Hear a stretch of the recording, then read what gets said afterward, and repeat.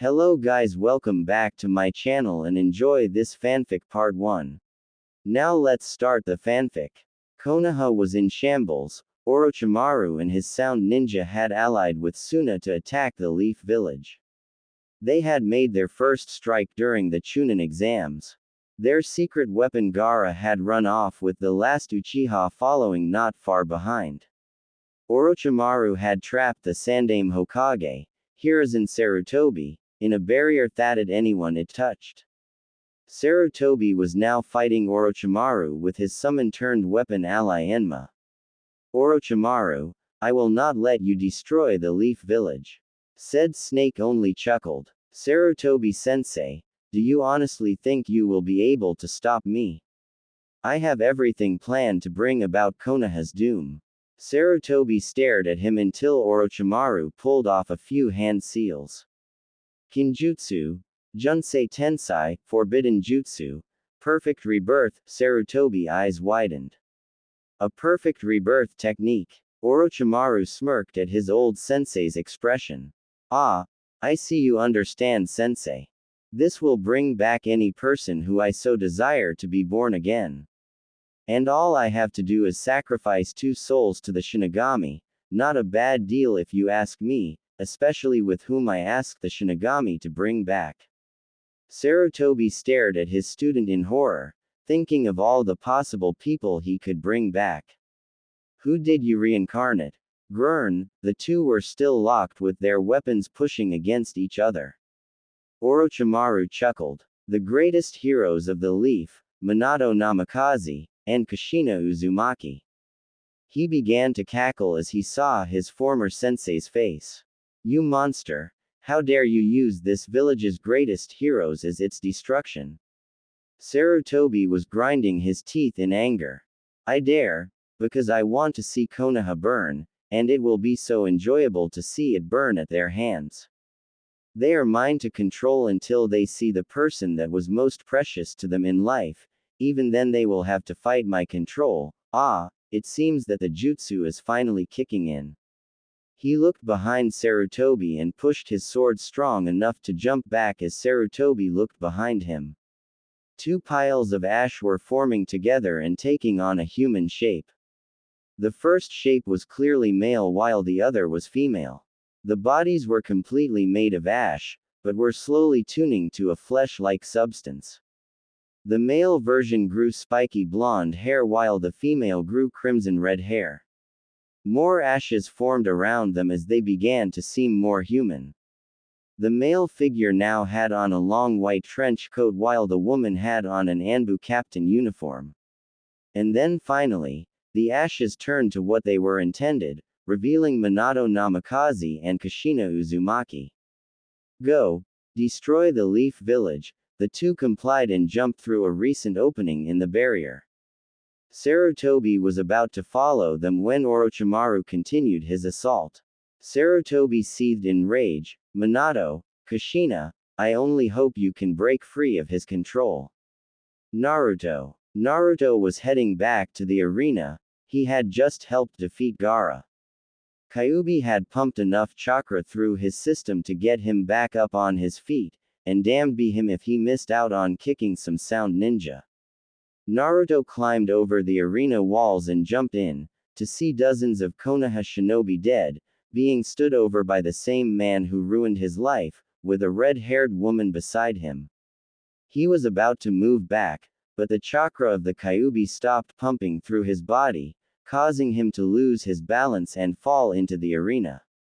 Once he landed, crack, he heard a resounding crack in his left leg. He grabbed his leg, barely noticing the 2 shinobi running towards him. He watched as the red-haired woman drew her katana, while the Yondaime pulled out an odd-looking kunai. He just watched them as time seemed to slow. A second felt like eternity at that moment. He saw the kunai being raised to him, the katana swung down. He closed his eyes. So, this is how it ends. He opened his eyes to see the incoming blades. This is how I die.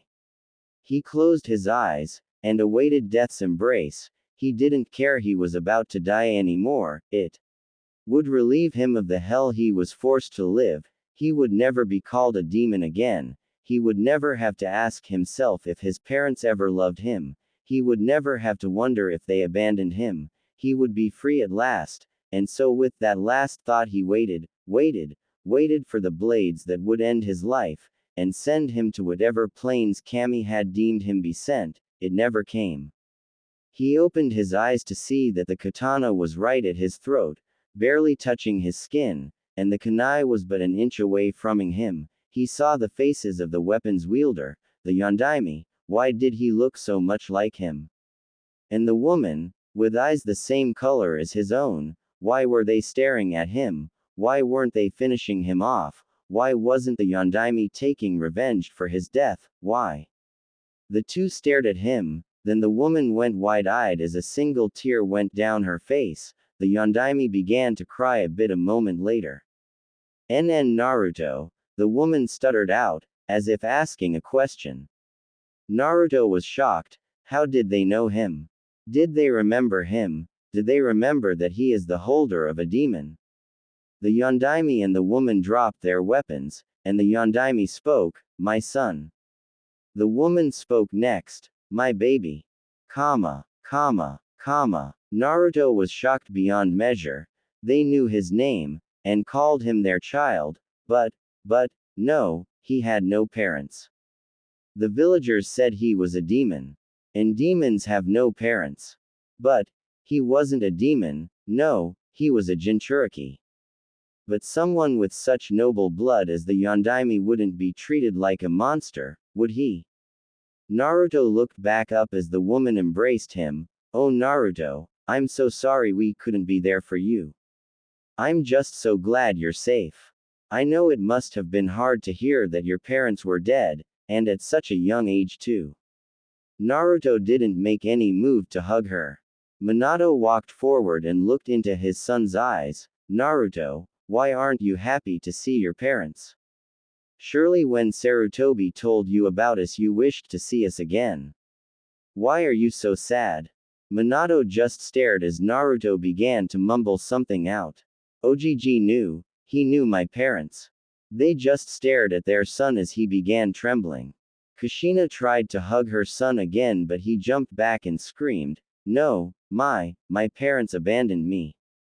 The two were shocked. Did he honestly think that no child with blood as noble as the Yondaime would be treated like a monster? They went wide-eyed as he fell to his knees trembling. Lies, lies, lies, he kept repeating the same thing. Minato was about to try to speak to Naruto. Boom! Minato and Kushina turned around to see a sound nin with about 12 more behind him scream, "Dai Kyuubi brat!" He threw a kunai he had in his hands at Naruto. Naruto watched as the kunai came. He would be free at last. No more lies, no more suffering. The kunai was 12 feet away from him. Clang! The kunai was sliced out of the air by Kushina. "Stay the away from my son Use." She ran forward with Minato following. Naruto stared as the woman cut down the first sound ninja. They called him son. Minato shoved a kunai into one of their heads. They protected him. Kushina sliced a sound ninja down the middle. But they had to be lying. Minato flashed behind another sound ninja and cut his throat, spraying blood everywhere. He wasn't supposed to be loved. Kushina and Minato stabbed through opposite sides of the same sound nin. He wasn't supposed. Minato kicked a ninja into the air as Kushina came down to slice him in half. To have a family, they cut down the last sound nin. It has to be a lie. Kushina and Minato ran to their son and grabbed his shoulders. Naruto, are you okay?" Naruto just stared at them muttering the same thing. Lies, lies, lies. His eyes rolled into the back of his head as he fell over. "Naruto." Kushina grabbed him. "Minato-kun, we have to get him to the hospital." The two quickly scaled the wall and cut down any sound nin in their path to get their only child to the hospital. The next day, Kushina and Minato were waiting outside their son's hospital room. The doctors had asked that they wait until they could judge what his condition was. The two were seething in rage at what happened when they reached the hospital. Flashback. Minato slammed open the doors as Kushina followed him into the hospital lobby. They ran up to the desk as more and more people came in. All of them were shocked to see Minato was alive. Minato was at the lobby desk in under a minute of walking in. I need a hospital room now. The receptionist looked at the Yondaime in glee. Ah, Yondaime-sama, it's so good to see that you are alive. I would be glad to help you with any person who needs assistance. The receptionist smiled and Kushina walked forward. He needs medical attention immediately. She looked down at Naruto. When she looked up, she saw the sneer being directed towards her son. That demon. The only reason that this hospital has ever allowed him entrance before is because the Sandaime had Anbu enforcing it. I have no idea why they keep the monster alive, it's just a stain on our village. The receptionist was about to continue her rant when her collar was grabbed by Minato. Now you listen and you listen well, he is not a demon. So I suggest that you back off and get him a hospital room before I. His rant was cut off when a young woman came up to Kushina and grabbed Naruto. The woman glared at the receptionist. I thought I made it very clear last time we spoke, Haruno. If Naruto is ever to enter the hospital with an injury, you are to contact either me, or one of his doctors. This is the last straw, Haruno. I expect your uniform by the end of the day, you're fired. She brought Naruto through a black door on the other side of the lobby as she was followed by Minato and Kushina. End flashback. Minato was twirling his kunai while Kushina was sharpening her katana. They remained silent until, Minato plunged his kunai into the wall with enough force that it sent spider web-like cracks through the wall. Why does the village hate our child? I made it perfectly clear that he was to be seen as a hero for holding the Kyuubi at bay. Minato was clutching the kunai so tightly that the metal was being bent by the force of it. Kushina sighed in anger. I don't know Minato, but why didn't he know we were his parents? We told Sarutobi that should either of us die, he was to tell Naruto who his parents were at 7. And wasn't Jiraiya supposed to take care of him? As a matter of fact, why has no one come to see Naruto? Shouldn't he have loads of friends? She would have continued her rant when she saw Sarutobi walking down the hall. Minato and Kushina walked up to the Sandaime and stopped right in front of him. We want answers, Sarutobi, and you will give us them. Sarutobi was sweating but stood his ground. Ask away. Minato crossed his arms over his chest. Did you tell Naruto we were his parents like we asked you? Sarutobi began to sweat. Well, it's a yes or no question, answer it. Sarutobi looked down. No. Minato glared at Sarutobi deeply. Why? Sarutobi sighed. I didn't feel he was ready to know at the time. Kushina grabbed him by his shirt. You had no right to say whether he was ready to know or not. We told you to tell him when he was 7. He is probably 12 years old now. You should have told him years ago, Sarutobi. Now for our next question, why does he have his own personal doctors and hospital room? Sarutobi sighed. Naruto has had several attempts on his life when he was admitted to the hospital by my own ninja and doctors. I had to set up a personal medical unit for him after the 7th attempt. Kushina flipped out. Your own shinobi tried to him. What kind of shinobi can't tell the difference between a container and the contained? My son is not a demon, so why do they think he is one? And how many times had he been admitted to the hospital? Sarutobi began to sweat at that point. He was about to answer when the nurse came up and spoke. I will show you all of his medical files. Minato and Kushina smiled, but Sarutobi snapped at her.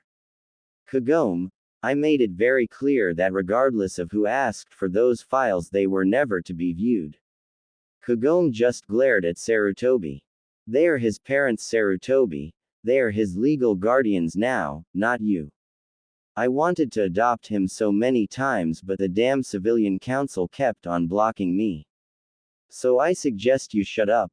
I am tired of not being able to help him. Now that his parents are alive, you no longer have authority over those files. Sarutobi wanted to retort, but Minato just glared at him. We will have words, Hiruzen. They followed the nurse as Sarutobi waited outside Naruto's hospital room. With Minato and Kushina, Minato was twitching in rage. How dare Sarutobi deny his last wishes? That old fool would be getting a piece of his mind when he was finished here. Kushina was debating on whether to cut the old man to pieces or just use a summoning jutsu to feed him to one of her lesser summons. Kagome stopped in front of a door. She seemed hesitant to go in, but opened the door. Minato and Kushina followed her into the room to find a 20 by 20 room filled with filing cabinets. So which one is Naruto's? The nurse looked down as a tear fell down her cheek. They're all Naruto's. WHAAAAT. Kushina yelled as Minato ran to the first cabinet, a panicked expression on his face. Kushina ran to another one as she found some files. Minato pulled out one dated October 10th. Naruto was 5 years old then. He opened the file to found notes and a tape. He looked to see a television in the room. He walked over and pushed the tape in. When the tape began to play, he is mortified. His son was tied to a cross with barbed wire around his wrists and ankles and was being covered in gasoline. He watched to see that everyone who was doing it had black ski masks on, so he couldn't tell who did it. Just when he thought things couldn't get worse, he saw them light a match and throw it on him. The gasoline must have only been placed on certain parts of his body because the fire followed a line and burned his flesh. The fire made a bunch of cross shapes in his flesh. Not a moment later, an Anbu came in and cut down the masked assailants. The Anbu carefully doused the fire on the screaming blonde. The Anbu then cut the barbed wire and spoke, Naruto, why can you never be given a break? The Anbu was about to jump off when he saw the camera. He grabbed the camera and turned it off. Minato was sick to his stomach. He ran to a trash can and wretched, or at least tried to.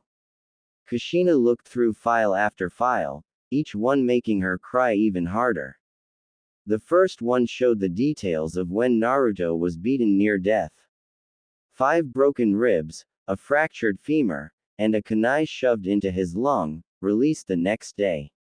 The next one, he was hung by his wrists and beaten with bats, both arms broken, every rib shattered, fractured skull, released next day. The next one was when a group of Uchiha tied Naruto to a training post. He had 17 stab wounds from kunai, 30 from shuriken and 12 from arrows, released next day. She couldn't take looking at them anymore and fell to the floor, crying her eyes out. Minato walked up to her and picked her up. We are going to see our son, now. He walked out of the room with Kushina following. Minato Namikaze and Kushina Uzumaki were walking through the streets of Konoha. Each second was slowly grating on their already short nerves. Every conversation they heard was insulting their only child. Hey, look, it's the Yondaime. Yeah, he must have come back for revenge. Ha, finally, now that demon brat will finally die. Soon the demon will be gone. Hope he has that thing publicly executed for its crimes towards Out Village.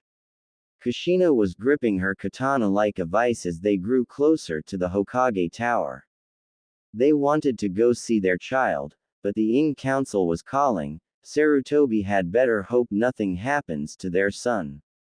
They had lost what little patience they had with this village and were considering leaving it with their child. After half an hour of walking through rubble and wreckage, they were finally in front of the Hokage Tower. The cage tower looked to be in better shape than the rest of the village. Minato didn't care at this point. All he wanted was to get this council meeting over and done with so he could see his son. Kushina wanted to go and slaughter half the village at that point. The two followed Sarutobi up the steps as they went to the council chambers.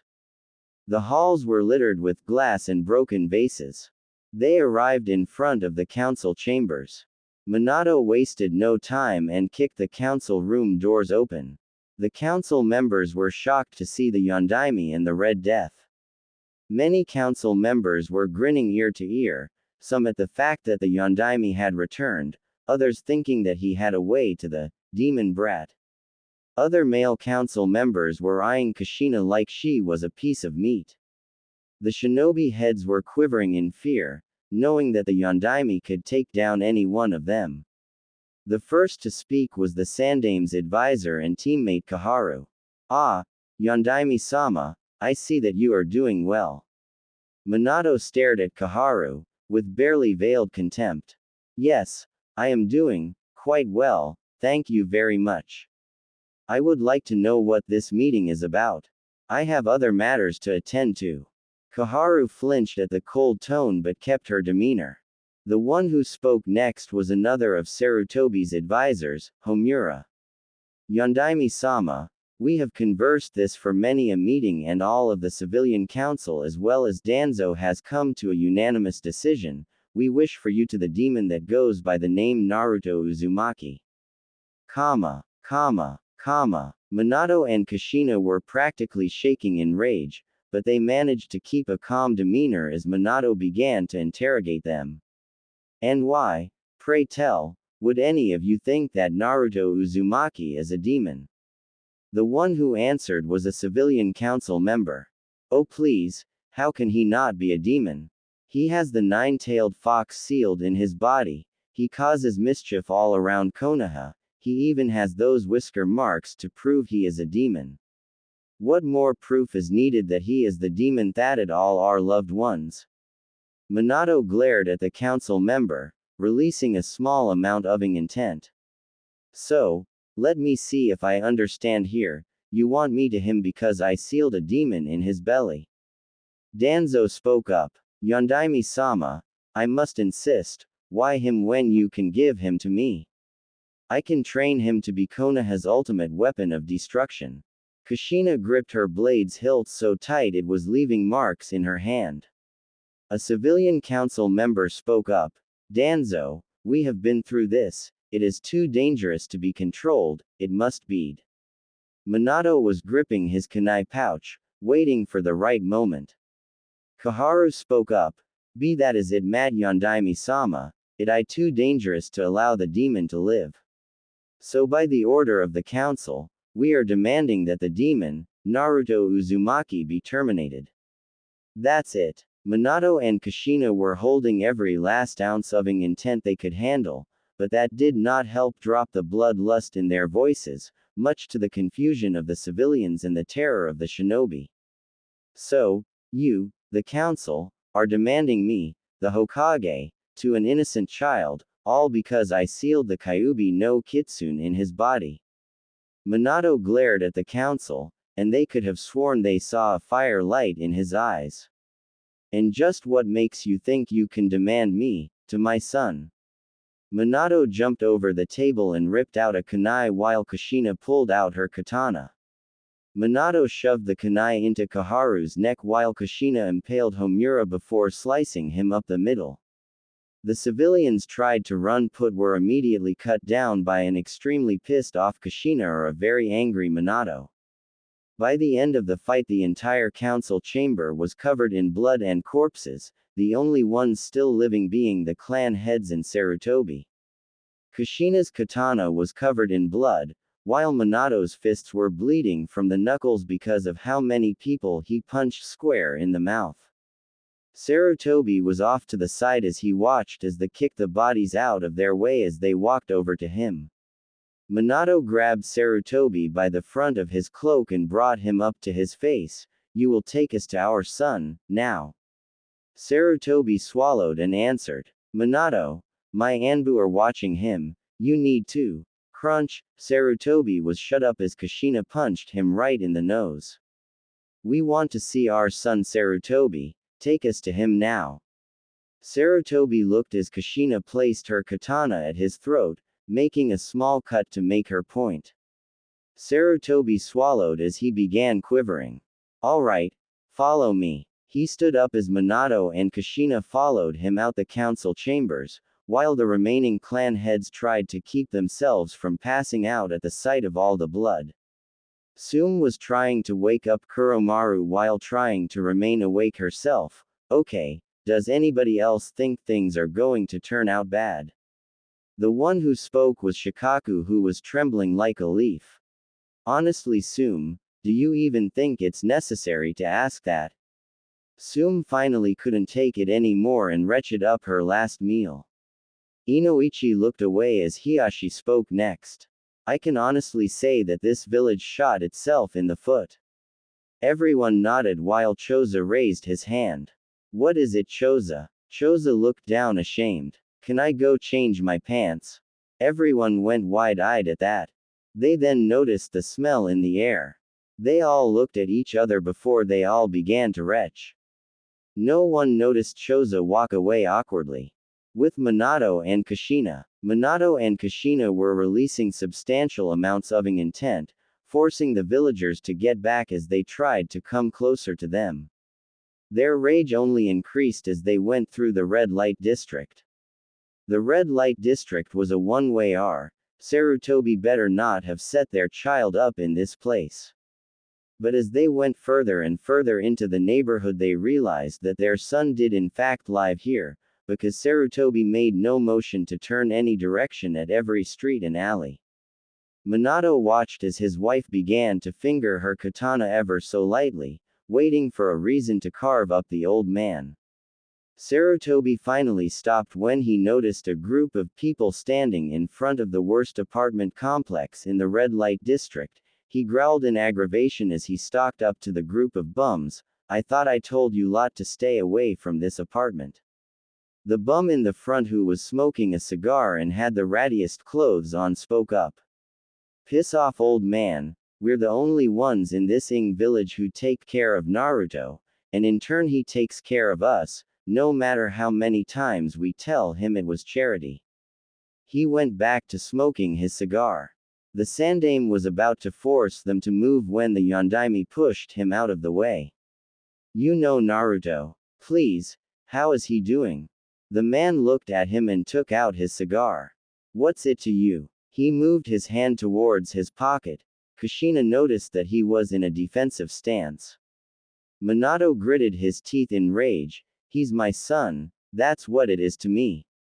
The other bums looked at Minato before they stood up and got into defensive stances. Sarutobi snapped his fingers as 3 Anbu appeared. Anbu, arrest them. The Anbu were about to move forwards when they were immediately stopped by a dose of intent from Kushina. The Anbu immediately backed off, knowing that Kushina could easily them. Sarutobi looked towards Kushina. Kushina, these men live on the street, they have no sense of morals or justice, having them near Naruto will only hurt him. Kushina glared at Sarutobi. And having him near the villagers is so much better. Shut the up, old man. I am not going to let your Anbu hurt these men when they have been taking care of my son. Kushina turned back to the bums to see they were still in defensive positions. Please, where is Naruto? Where is my baby? The bum in the back scoffed. Where is your baby? Where have you been all these years? If he really is your son, then why haven't you been taking care of him? Kushina began to tear up as Minato answered. We were dead. Orochimaru brought us both back to life to destroy the Leaf Village. We managed to break free of his control when we saw our son. Please, where is he? The lead bum simply sighed. He's upstairs. Loli is taking care of him. He had a nervous breakdown as soon as he got inside his apartment. You can go in, but make sure you don't hurt him. Loli would go nuts if anything were to happen to him. The bums stepped aside to let Minato and Kushina through, but immediately blocked the Sandaime from walking any further. Move. The bums didn't move. As your Hokage, I am ordering you to move. The Sandaime was shut up by a dose of intent as a black knife was placed at his throat by the lead bum. The bum glared at the Sandaime and said only a few words.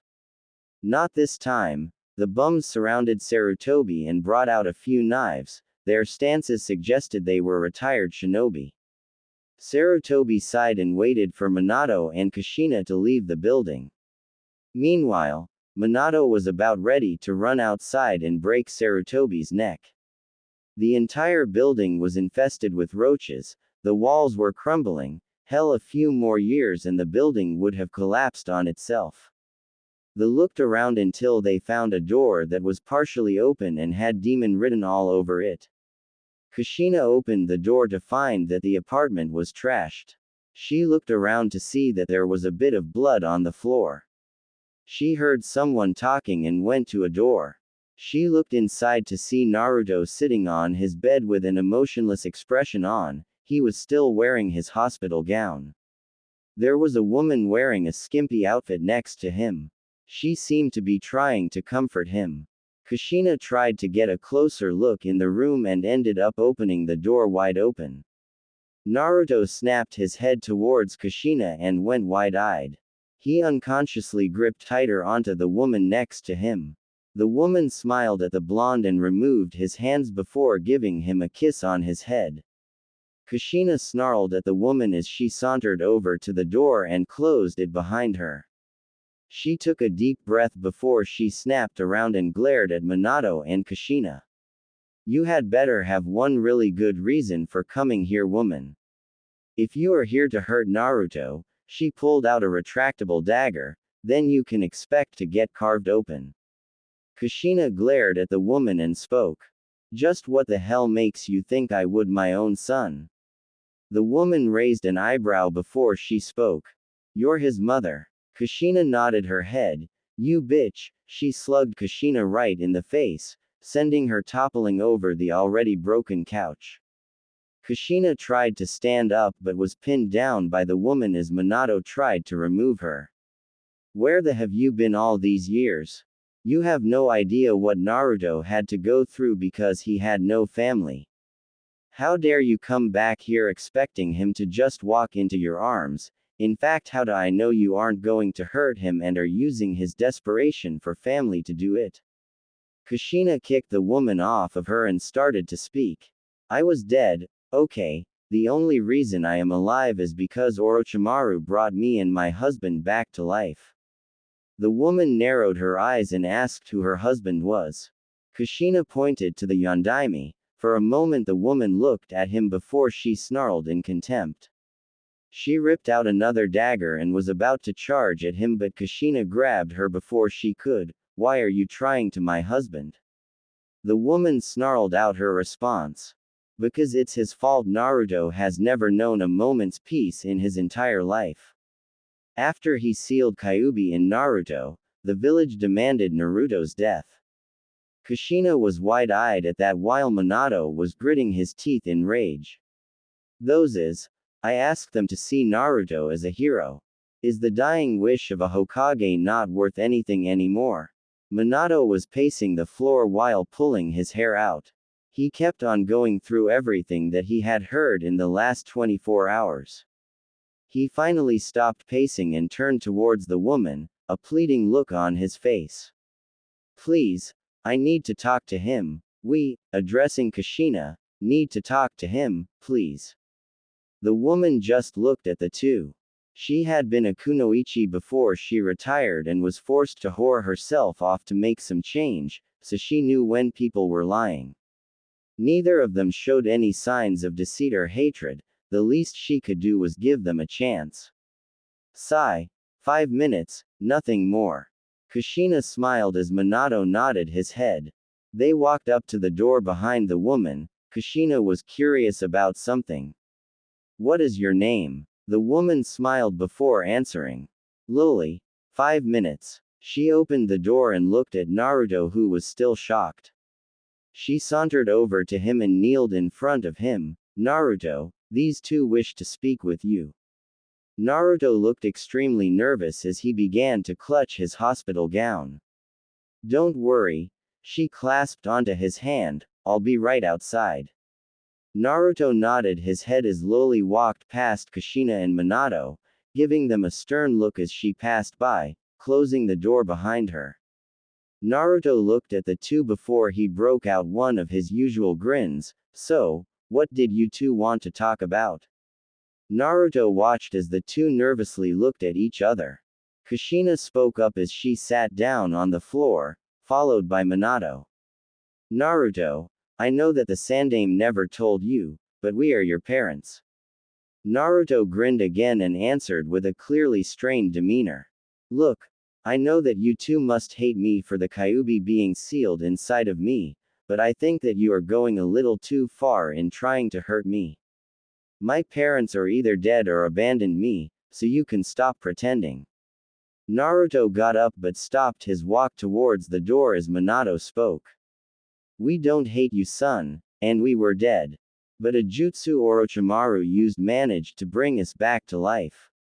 We almost did you, but when we saw you we broke free of Orochimaru's control. Please, son, please. We truly are your parents.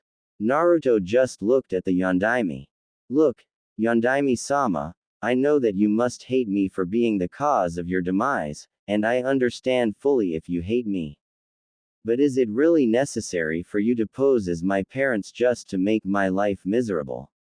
If you wanted to make my life miserable, you could just order your shinobi to beat me like the villagers do. I doubt they would mind. Kushina stood up so fast it made Naruto flinch. How can you say that? Naruto was about to reply, but he noticed tears in Kushina's eyes. We really are your parents, Naruto, please. Kushina walked over and got to eye level with Naruto.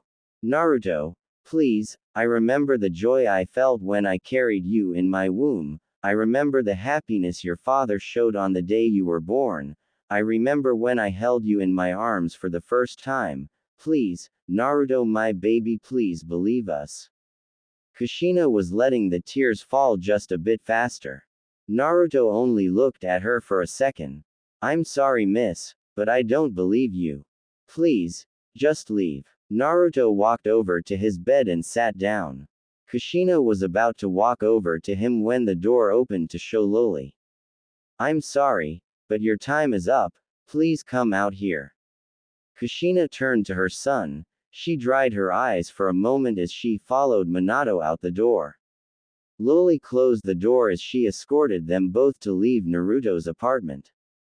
Before she closed the door, Loli turned towards Minato and Kushina. Look, I don't know if you two really are his parents or not, but for now it would probably be best if you left him alone. I'm sorry. Loli closed the door as gently as she could. Kushina turned towards Minato. Before Minato could even move, Kushina slammed her face into his chest and began crying more than she had ever cried before. Minato wrapped his arms around his wife as he let a few tears fall. Minato glared at his village through the open window in the apartment complex. Damn you, Konoha, damn you. He let his tears fall as he and his wife slumped to the floor. Minato glared at the ground. There are a few people I wish to speak to, starting with you, Jiraiya-sensei. The next day, Minato had ordered a few nin Anbu bring Naruto to the hospital to make sure his injuries recovered properly. He had retaken the position of Hokage to make sure his son was not injured by the villagers. Kushina had gone to the academy to teach the upstarting Kunoichi. The academy had become extremely lax in his absence. Minato was shaking in even more rage as he looked through all of Naruto's files. There were times he didn't show up for class to arrive the next day with broken bones. There were times he showed up to be beaten by one of the many instructors. He was going to have a serious talk with the instructors. Minato was currently waiting to speak with several people. All of them had a connection with his son, and it would help him decide whether or not he would continue being Hokage, or find a successor and protect his son. He looked at the ones who he would be speaking to. Jiraiya the Gamma Sennin, his sensei, and Naruto's godfather. According to the Sandaime, Jiraiya didn't even meet his son until 3 days after the preliminaries of the Chunin exams, and he had come to the village on a monthly basis to give reports to the Sandaime, and not one of those times did he bother to check on his son. Kakashi Hatake, his own student and Naruto's sensei, has shown blatant favoritism for the last Uchiha. He has not taught Naruto anything while he teaches both Sasuke and Sakura. He even set Naruto up with a sensei that could never teach him anything while he went off and trained the Uchiha, when he knew that Naruto needed the most help in terms of training. Iruka Umino, Naruto's sensei in the academy and surprisingly the only one of the academy instructors who even tried to teach Naruto. He had even risked his life to save Naruto when another academy instructor tried to him. He definitely had to give props to this guy. Minato looked at the clock. He had asked his wife to bring in Iruka Umino so he could speak with him at noon. It was a few minutes of noon. If he knew his wife, she would either be directly on time or a little bit early. He was about to go back to reading the files on them when he heard knocking at his door. He looked up. Enter. The door opened to reveal his wife with Iruka Umino. Ah, Kushi-chan, I see you brought in Iruka-san as I asked. Kushina blushed as she nodded. Yes dear, Iruka-san had no current meetings so he was able to come speak with you as you asked. She smiled towards Iruka as she left to return to the academy. Iruka entered the Hokage office and immediately went into a line of respect. Yondaime-sama, I am honored that you requested me here and Iruka stopped when Minato began chuckling. It's alright Iruka. You are one of the few who can get away with being yourself around me, but where are my manners? Just call me Minato. Have a seat, there are things I wish to discuss with you. Iruka sat down, shocked that the greatest legend of all time didn't care about formalities. What did you wish to speak about Minato? Minato immediately got a slightly forlorn expression on his face. Iruka was shocked beyond belief. His student, Naruto Uzumaki, was the son of the Yondaime. But if Naruto was the son of the Yondaime, then that meant he must be the son of Kushina Uzumaki, and that meant. Iruka got on his knees and clasped his hands together. Yondaime-sama, I know that at one point I hated him because of the Kyuubi. But I swear on my family name that I no longer see Naruto for. Whoa there Iruka, I never said that you think Naruto is Kyuubi. In fact I never even asked you here to answer any of those questions. Iruka seemed relieved as he stood back up and sat back in the chair. Then what did you want to speak to me about, Minato? Minato had a forlorn expression on his face at that point. I want you to tell me about my son. How was his experience in the academy? Was he a good kid? Did anybody ever look out for him? Iruka had a thoughtful expression on his face. Honestly Minato, that is a hard question to answer. But I will see what I can do. Iruka sighed before he started speaking. His experience in the academy, worse than any other kid. On the first day he was sent to the principal's office where he was paddled for speaking out of turn, when all he was doing was answering a question correctly. Iruka cringed as Minato began gripping the side of his desk. The principal was fired for child abuse. The newer principal was a little better, but not by much. He constantly gave Naruto punishments such as cleaning all the blackboards, mopping the hallways, even cleaning the bathrooms, all for the most minor things like bumping into a student, defending himself when other students attacked him, answering questions correctly. Minato was gripping his desk so hard it was beginning to crack. Anything else Iruka? Minato was losing what little patience he had at that point. Well, as far as I can remember, Naruto started the academy 2 years earlier than anyone else. I started teaching him after his 4th year in the academy. By the end of his 1st year I no longer saw him as the Kyuubi. Iruka looked down at that point, but by then the damage had already been done. He longer tried to excel in class, thinking he would get punished. He goofed off to get the most minor amount of attention, no matter how many times kids laughed at him for it. I tried for the 3 years he was in my class to show him that he could excel if he wanted to. that if he applied himself he wouldn't be hurt or punished, but he didn't trust me, or anyone else. He began trusting me near the end of his second failed attempt at the graduation exam, but by then there was no way I could help him improve. He had completely foregone training, he goofed off all the time, it was painful to see that he had fallen so far. Minato stopped gripping the table as a few tears fell from his face. Iruka, was Naruto a good kid? Iruka sighed at that point. Naruto had to be the kindest soul in all of Konoha. He endured teachers beating him in front of the class, the kids' hateful glares that they inherited from their parents' hate, in all of it he smiled. I knew it was fake though, I have never seen a kid so young put up a front so strong. No one knew that he was in pain, and those that did know, well, he refused to take help from any of them. He absolutely hated pushing his problems on others, but all in all, there wasn't a better kid in all of Konoha, at least none that I know of. Minato smiled at that. That's good to know, Iruka. So tell me, did anybody look out for him? Iruka was downcast at that point. Minato, in the entire academy I was the only person who looked out for him. But in the entire village there were 3 people who were openly helping him, including me. Minato snarled at that fact. The only 2 people to look out for him were Tsuki and Ayame Ichiraku. Besides those 2, the only people who looked out for him were on Sandaime-sama's orders, and even then they did a terrible job. Minato clutched his desk and released it, sighing in annoyance. Thank you, Iruka, that will be all. Minato was about to call his secretary. Minato looked towards Iruka. I know I am not the only one who you will be speaking to, so can I ask you why you spoke to me first?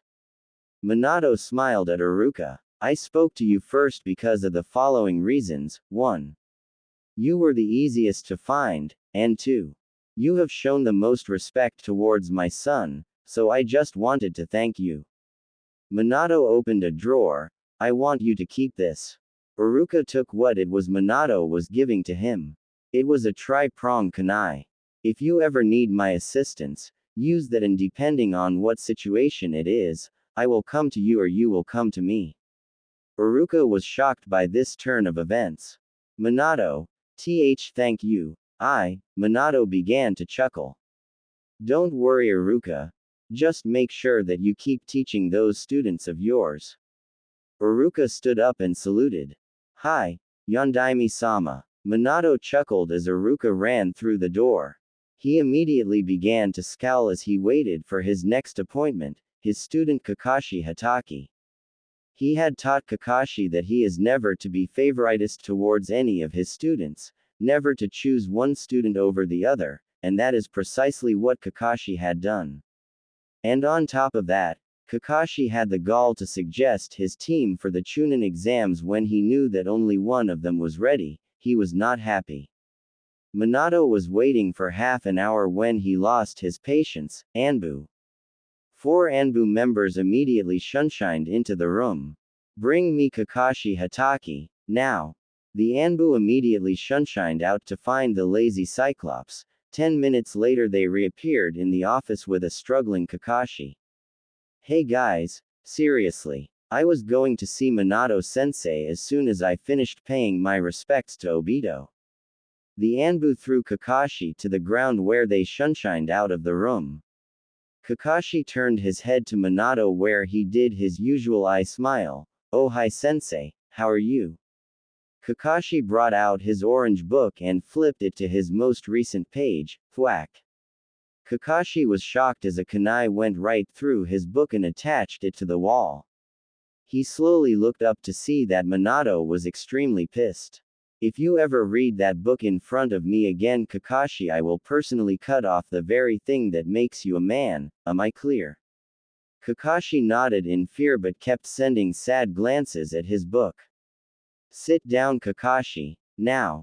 Kakashi practically ran to the seat when Minato released a substantial amount of intent. I have a few questions that I need answered, and you will answer them, am I clear? Kakashi nodded his head. Now the questions are, who is on your genin team, what skills have you taught them, and why? Any questions after your explanation will be answered regardless of personal preference. Now, Kakashi shivered as Minato slowly dropped the ing intent. My genin team consists of the Rookie of the Year Sasuke Uchiha, last of the Uchiha clan, the Kunoichi of the Year Sakura Haruno, and the dead last Naruto Uzumaki. Kakashi was shivering. Why was his sensei angry with him? Minato nodded. Now, tell me what you have taught the team as a whole, and don't even think about lying to me. Because I went to great measures to set up several lie-detecting seals in this room, now talk Kakashi. Kakashi was sweating at that point. He was so afraid of his sensei. As a team I taught them teamwork exercises and tree walking. Minato looked at Kakashi with a raised eyebrow. That's it? That's all you taught new genins who had just graduated from the academy, that you sent right into the Chunin exams when there is a severely high chance of them getting it? Kakashi slowly nodded his head as the intent increased. I find that interesting that you did not teach the team properly, when I made it very clear when I was your sensei that favoritism will not be tolerated. Kakashi was confused by Minato's statement. Sensei, the intent in the room skyrocketed at that point. You will refer to me as Yondaime-sama until I see fit. Kakashi, now what was it you were saying? Kakashi took deep breaths before he answered. Yondaime-sama, I have not shown favoritism in my squad, I assure you. Minato glared at Kakashi at that point. Oh really? Allow me to read through your training reports on your genin. Minato pulled out a few files, each with the name of separate genin on it. Ah, here we are, Sasuke Uchiha, last of the Uchiha clan. Shall we look to see what you, lack of favoritism, has taught him? I do believe we shall. Minato opened the folder and began skimming through the various documents to find the list of skills taught. Ah, here we are, list of jutsus. Kaden, Ruka no Jutsu, Raiden, Nagashi, and what do we have here, Chidori? A jutsu that we both agreed was a dangerous assassination jutsu, taught to a genin. Kakashi flinched in fear. That only covers ninjutsu. Now how about we look at the genjutsu? Minato looked at the file. Megan, Narakumi no Jutsu, Megan, Kokoni Arazu no Jutsu, and it also seems you have just started teaching him Megan, Kyo Tenchi Ten. Minato glared at Kakashi, scrunching up the folder as he spoke. And last but certainly not least, taijutsu and chakra control. He looked at the paper. For chakra control you have taught him water walking, leaf balancing, and basic kunai balancing. Now taijutsu, I see that you have taught him goken, the standard Hatake style of fighting, and some basics in the Uchiha style of taijutsu. Minato set the folder down. Now with the Hatake style of fighting I can't do anything, since as the only remaining member of the Hatake family, you have absolute say who you teach it to. And the Uchiha style of fighting rightfully belongs to Sasuke. However, the Goken is a dojo style of taijutsu, and from what I can see from your reports, you only acquired this style of fighting through copying the taijutsu style and then teaching it to the Uchiha. Dojo techniques are never, and I mean never, to be taught outside of the dojo. I am surprised that Maida Guy has not pressed charges for stealing techniques from a dojo and then teaching them to someone who is not part of the dojo. Kakashi was sweating like a pig at this point. Yondaime-sama, you have to understand that Sasuke was fighting against a strong opponent and he needed those techniques just to survive. Minato slammed his fist down into the desk, forcing it to crack. And your other student did not. How can you tell me that Naruto Uzumaki, the dead last of the year, going against last year's rookie of the year, who had no problem trying to his own family, could possibly survive that fight without Kyuubi's chakra, with such mediocre skills? Kakashi was shivering in fear. His sensei was making anything Tsunade released acing intent look like a slap on the wrist. I figured he would be able to use Kyuubi's chakra. Besides, there's no way he could have won in the first place. He has no skills as a shinobi whatsoever. Being intent skyrocketed. No skills as a shinobi? Exclamation mark. I hardly say that someone who has managed to evade Anbu, break into the Hokage vault, steal the Forbidden Scroll, learn an A-ranked Kinjutsu in a couple of hours, and develop unique battle strategies at the last second has no skills as a shinobi. Kakashi. Did you even bother to teach him anything? Oh wait, I will answer that by listing what you have taught him. Minato pulled out a file on Naruto and began flipping through the pages. He finally stopped at his training list. In the 6 months you have been Naruto's sensei, you have taught him tree walking, and nothing else. Teamwork exercises that help the Uchiha develop his skills do not count as a training skill. Kakashi. Minato slammed the file on his desk. According to the Sandame's reports, you practically demanded he be put on your team along with the Uchiha. Yet in the entire time that you have been his sensei, you have taught him absolutely nothing. Every skill he has in his arsenal is self-taught. So why, if you were never planning to train him in the first place, did you demand he be placed on your team when there were several other Junin who could teach him, willingly, thus stunting his growth as a shinobi? Answer me. Kakashi. Kakashi was holding his bladder, he was induced with so much intent. Yondaime-sama, I demanded Naruto on my team because there was a general rivalry between Naruto and Sasuke. I felt it would help Sasuke improve and grow. Yondaime-sama, you must understand that I was doing what I did in Obito's memory. I needed Naruto to be a rival to Sasuke without completely rivaling him. It was the only way to guarantee Sasuke remains loyal to the village. The air grew so cold that Kakashi could have sworn he saw his breath. So let me get this straight, you made it so that Naruto could never excel as a shinobi, also you could train the Uchiha, all in Obito's memory. Kakashi nodded. Minato took a deep breath. You will no longer be training Team 7. Kakashi, take your precious Uchiha and train him to your heart's content, but I refuse to allow you to stunt my son's growth. What? Kakashi was shocked. The person whose growth he had been stunting was, oh god, what have I done? Minato sensei, you have lost the right to call me sensei. Kakashi, you have taken all that I have taught you and thrown it out the window. You say you are honoring Obito's memory, from what I have seen you are disgracing it. I am ashamed to call you my student. Kakashi fell to his knees and began pleading. Yondaime-sama, please, I beg you, please give me a chance to redeem myself. If I had known Naruto was your son I would have. Slap. Kakashi grasped his cheek when Minato backhanded him. He looked into his sensei's rage-filled eyes. You would have what? Played favorites with him? Has Konoha fallen so far that they will only honor someone with noble blood? I am truly disgusted. Minato returned to his desk. Get out of my sight. Kakashi let his head fall as he began to tear up, realizing his mistake. He turned and began walking towards the door. One more thing, Kakashi. Kakashi stopped in his tracks, not bothering to turn around. If you are late for tomorrow's meeting, or any meeting after by even a minute, I will rip out your Sharingan eye and destroy it right before your eyes. Obito's memory be damned.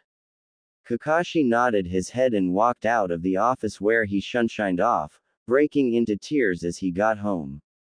Minato was trying to calm down, knowing the next person he was going to meet was going to piss him off the most. He finally calmed down as he heard knocking at the door. Enter. The one who entered was a very pissed off secretary. Jiraiya-sama is here. Yondaime-sama. Jiraiya must have been making rude comments towards her concerning her figure. Send him in. Minato's tone left no room for discussion. The secretary moved out of the way as Jiraiya came waltzing in with an annoyed scowl on his face. Hey, Minato. How is it going? Minato glared at Jiraiya, Look, can we hurry this meeting up? I have to get back to my research. Minato chuckled. Yes, of course, as it seems that your research is far more important than your duties to your godson. Jiraiya got a serious expression on his face as he began to explain. Now Minato, I know I haven't been the best godfather, but shut up Jiraiya and sit down. I don't want to hear your explanation unless you have something that will deny the facts that I have here, and don't even think about lying to me. Jiraiya sighed as he sat down. Now, we will start off with this report right here. Minato held up a folder that concerned Tsunade. I was wondering where Tsunade was, until I reads this. Minato opened the folder and began reading. I find it interesting that the Sandaime knew the corpse clone jutsu when you were the only one with that skill. And I know for a fact that the corpse clone jutsu is a skill that is only taught in your family, and you only learned it fully a week before the Kyuubi attack. Also, the Sandaime was always busy, so there was no way that you could have taught him it. Care to explain then how Sarutobi managed to present a corpse clone in the likeness of my son to Tsunade? Well, Jiraiya began to shiver a bit. He was in deep shit right now and he knew it. Sigh. I made the corpse clone Minato. It was well known throughout Konoha that she was the godmother to your child and it would have set off rumors. We had to make sure that no one found out it was your son. The intent rose exponentially. Why was it necessary to do what you did? I do not care that people would have found out Naruto was my child, he would have been protected from any and all enemies. So tell me Jiraiya, why it was necessary to tell Tsunade that the only reason she returned to Konoha was dead. Jiraiya swallowed, knowing he couldn't come up with a legitimate answer. Minato, I know you are angry but, the intent was worse than anything Tsunade had ever done. Jiraiya, do I look angry? Jiraiya nodded his head, while Minato folded his hands in front of his face. I was angry when you peeped on my wife. I was angry when you based our honeymoon in one of your books. I was angry that for my wife's birthday shower you gave her a spaghetti string bikini that barely covered her unmentionables. Now I'm furious. Jiraiya jumped from his seat when Minato slammed his fist into the desk. You sent one of the best medics away from Konoha by telling her the only reason she came back was dead. You even went so far as to present a corpse to her by using that damn corpse clone jutsu. Corpse clone jutsu provided by 1v2. Jiraiya was about to speak, and on top of that, not only do you send away his godmother, but you also never bothered to check in on my son to see if he was okay. You never bothered to raise him like I asked. I read through Sarutobi's reports so I know that you came to the village at least once a month to deliver your spy network reports. Even when Sarutobi suggested you check up on him you said, sorry, I have to get back to my research. You forewent your duties as his godfather, also you could check out a woman's chest. Jiraiya stood up. Damn it Minato, I know I messed up but, the ice-cold glare Minato was giving him was worse than the malicious eyes of the Kyuubi. Sit down, now. Jiraiya swallowed the lump in his throat and slowly sat down. I asked you one simple thing Jiraiya, one little thing. And that one little thing was that you watch out for my son and keep him safe. And you can't even do that right. Jiraiya wanted to protest but knew he was beat. He was going to make sure he made up for his stupid mistakes. Minato, I understand that what I did was wrong but, Minato cut him off again. And don't think I haven't heard how you trained my son for the Chunin exams. Tell me Jiraiya, since when is throwing a 12-year-old who has had no formal training in chakra control off a cliff so he can summon a massive toad using a type of chakra that he has never had training in using a smart idea? Jiraiya began to sweat but thought he had an answer. Minato, I felt it was the only way to get him to properly use summoning. Minato used the hand that was gripping the desk to rip a portion of the desk out. Did you bother to teach him anything while he was learning to summon, Or did you just show him the process and hand signs and go to look at girls while he begged you for help? Jiraiya looked down, knowing he was beat. At this point, Jiraiya, I realize what a mistake I made. Minato went back to looking through the various reports. You will not be allowed anywhere near my son so long as I feel you are inept, and I doubt you will ever change my mind. Jiraiya had a look of shocked horror on his face. Minato, please, he is my godson. Crash, in the span of 2 seconds Jiraiya was pinned against the wall struggling for breath with a kunai laced just above his sternum. You lost all rights to being Naruto's godfather 12 years ago, I have made my decision and you will follow it. Or so help me Kami, I will take away everything that makes you a man. Minato shoved Jiraiya into the wall as he walked back to his desk. You have 24 hours to prepare yourself for a mission to retrieve Tsunade. You will tell her the whole truth, her wrath be damned. Jiraiya was taking deep breaths as Minato gave him a task he was terrified to do. Are you kidding? Tsunade will me. Thwack. Jiraiya slowly looked down as he saw Minato throw the kunai in between his legs. Luckily the kunai only caught his clothes. You had better hope she's you, because if you do not take this mission I will make you suffer for all of your transgressions. My patience with this village is reaching its limit, and fast. Now get out of my sight Jiraiya. Jiraiya nodded his head and left the room, terrified of the repercussions if he didn't. Once Jiraiya left the room Minato lost it. AAA AG. He charged up 2 Rasengans and smashed the library in the office to bits. He then proceeded to release a chakra pulse that shattered the windows. He grabbed the desk that was already damaged beyond repair and threw it out the window, barely missing a few coming Chunin. After Minato released his pent-up rage he broke down and began to cry. He was so ashamed of his village. They had ignored his last wish, they had abused his son, and because of it he didn't even believe they were his parents. He would fix that. Minato stood up with puffy eyes that held massive determination. It's time this village learned who they have been abusing. Minato went to his office door and kicked it open, not caring that his secretary was staring at him in terror. Next day, Junin meeting. Minato was staring at the 3 rookie Junin, Kurenai Yuhi, Asuma Sarutobi, and Kakashi Hatake. He had also called in several other Junin to assist, Enko Mitarashi, Shiranui Genma, and an Anbu by the name of Tenzo. There were also many lesser Junin along with Maida Guy who was looking at Kakashi with disappointment. Minato was sifting through various logs about the Junin, including the ones who had personally asked to train his son.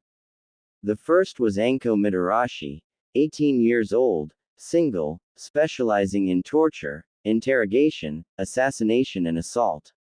Lived a life almost as bad as Naruto's but was spared most of the wrath with her terrifying skills. Reasons for requesting Naruto as her student, doesn't want potential to be wasted, and he is kinda cute. The next was Kurenai Yuhi, 23 years old, single, specializing in genjutsu. Lived a fairly sheltered life until parents' death at 8, she became devoted to the kunoichi system and hates fangirls. Reasons for requesting Naruto, can't stand to see her favorite Hyuga's crush be held back by hateful Junin. Asuma Sarutobi, 24 years old, single, specializes in close combat and wind-based jutsu. Heir to the Sarutobi clan but has since forsaken that right. Reasons for requesting to train Naruto, make up for my father's mistakes. All in all he was impressed with the 3 that requested his son. He had reviewed them and had decided that things needed to be changed. He looked up at the Junin. I have called you all here today to present to you the new team assignments. Not all teams will be changed as I see that a few are quite efficient, but most are not in the best of condition. The only team I have seen that is comprised of genin that works is run by Maida Guy. Said Junin blushed under the praise. Ah, Yondaime-sama, you flatter me with your youthful praise. Minato chuckled. He always liked Guy, always full of energy. He often hoped that Guy would rub off on Kakashi. Anyways, I feel that the following teams are imbalanced and must be improved. I will also set up several programs that will help in their underlying skills. Minato pulled out a folder that read Team 7. Kakashi noticeably looked ashamed at this. Starting with Team 7, the team will be disbanded and Kakashi will completely apprentice the Uchiha, since he seems incapable of showing anything but favoritism. Most of the Junin glared at Kakashi. I will also be applying the following programs. Minato pulled out a folder. Enko Mitarashi will be in charge of improving the various kunoichi, the only kunoichi from this year's graduating class that shows even remote promise is Hinata Hyuga, even then she needs some assistance in her skills. Enko will run all graduating kunoichi through a 2-week training session where they are to work out the kinks in their skills. Enko was grinning at the prospect. The genin teams will now be rearranged as follows. Minato pulled up a sheet. Under Asuma Sarutobi, Shikamaru Nara, Choji Akamichi, and Shino Aburame. Under Tenzo, Kiba Inuzuka, Ino Yamanaka, and Sakura Haruno, and under Kurenai Yuhi, Hinata Hyuga, and Naruto Uzumaki Namikaze.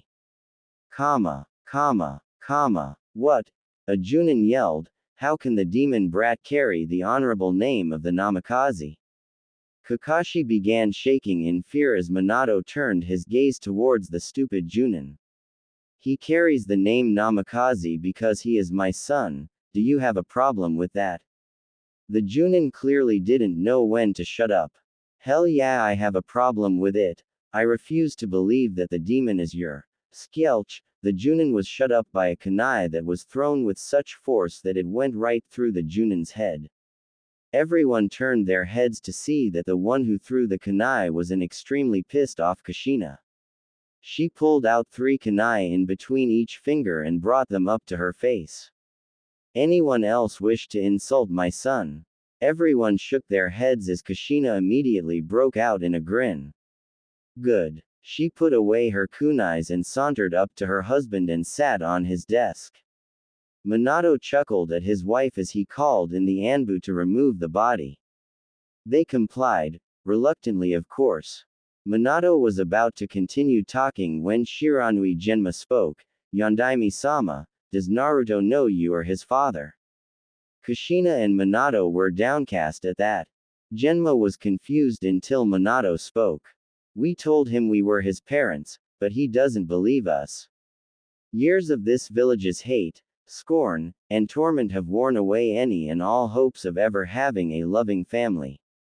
Genma looked down at that, knowing that Naruto's life was terrible. I will be announcing to the whole village tomorrow that Naruto is my son. The reasons for this is because I want my son to be at the announcement and he should be out of the hospital tomorrow. Kurenai asked a question that was on her mind. Why is Naruto in the hospital if I may ask Yondaime-sama? Minato began grinding his nails against the desk. In my son's case, a minor case of a shattered femur that will finish healing by tomorrow. Everyone was shocked that a shattered femur was considered minor injury for Naruto. That is all, you are all dismissed. Everyone but Kurenai shunshined out of the office, having more questions for the Yondaime. Yondaime-sama, why did you place your son with me? Surely Kakashi would have been better suited to train him. Minato scoffed at the mention of Kakashi. My former student has been my son's sensei for the past 6 months, and in that time he has only taught him tree walking. No Kurenai, I chose you because unlike other senseis you will not show favoritism. I also think that you can bring out the best in my son. Kurenai smiled at the praise but immediately shunshined off.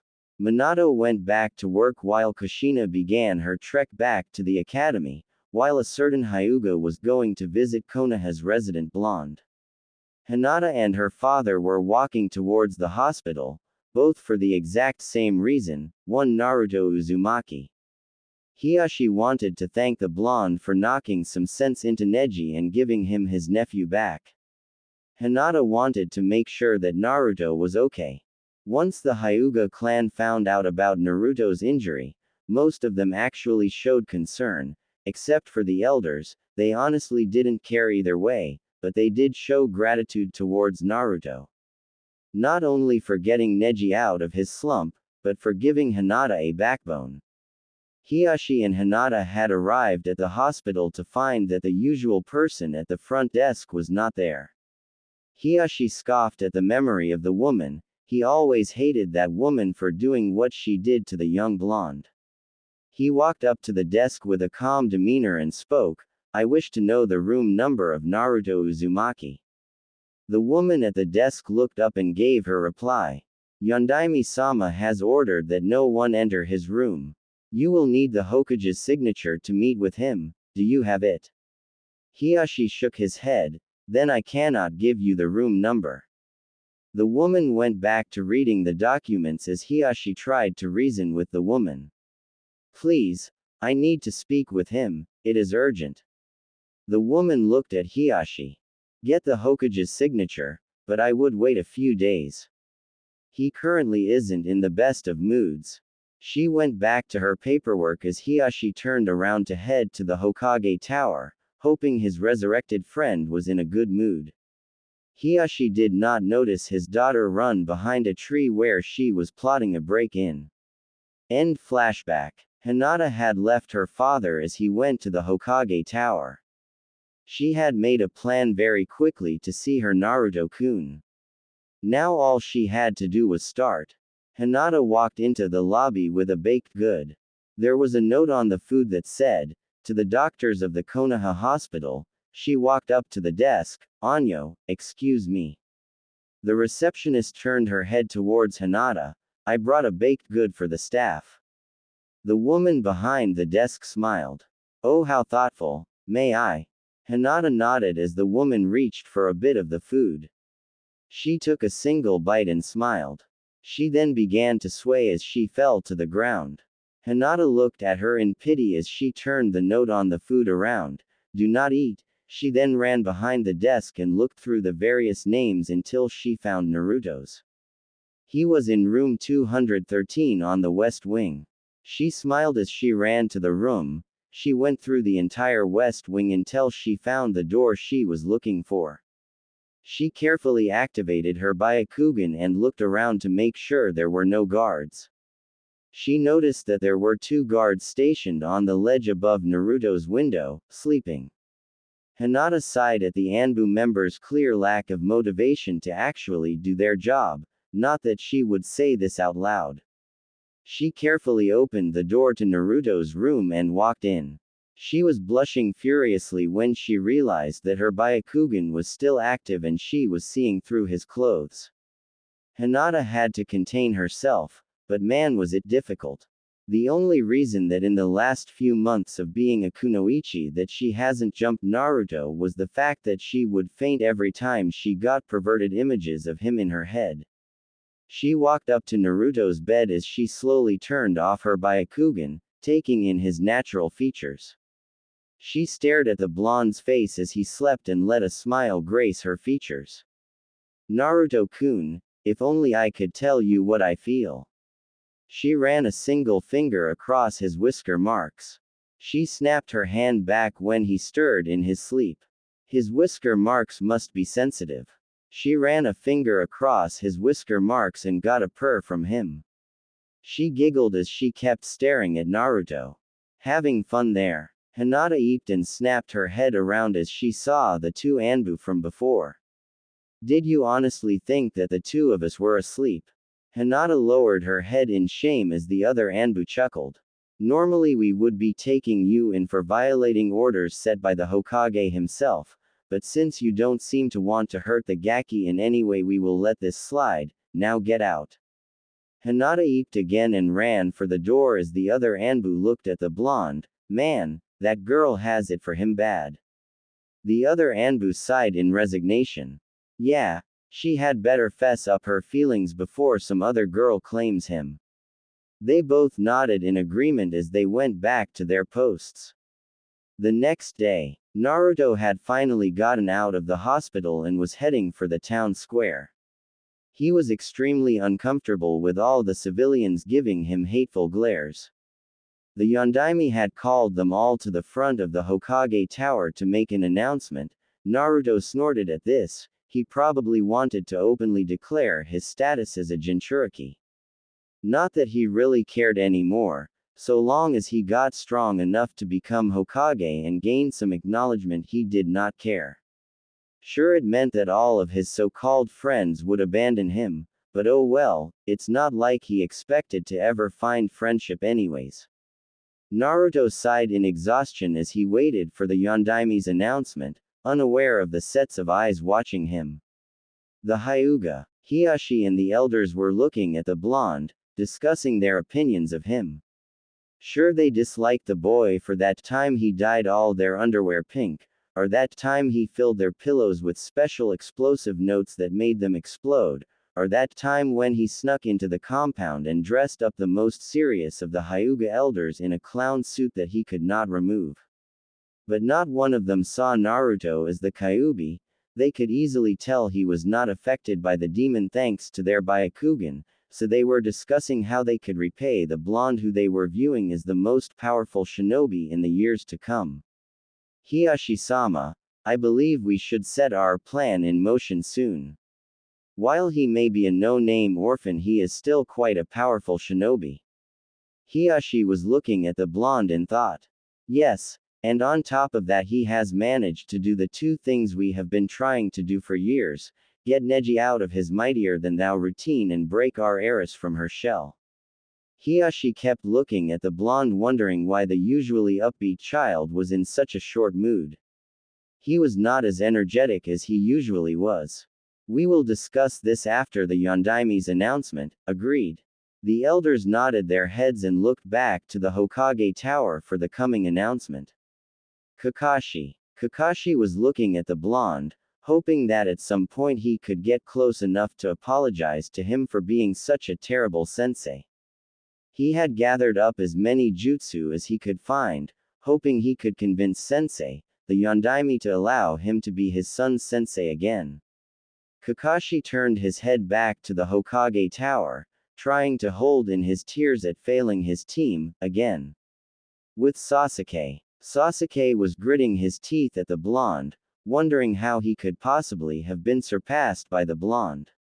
That dobe's power should be mine, oh well.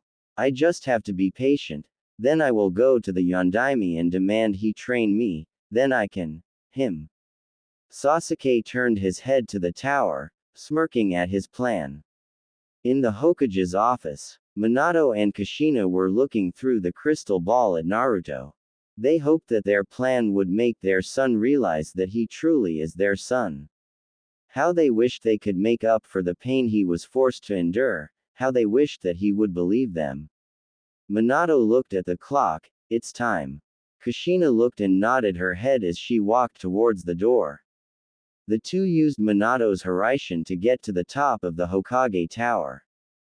General Pav, the villagers, shinobi, and various merchants were at the front of the Hokage Tower as they saw the flash of light that indicated that the Yondaime had arrived.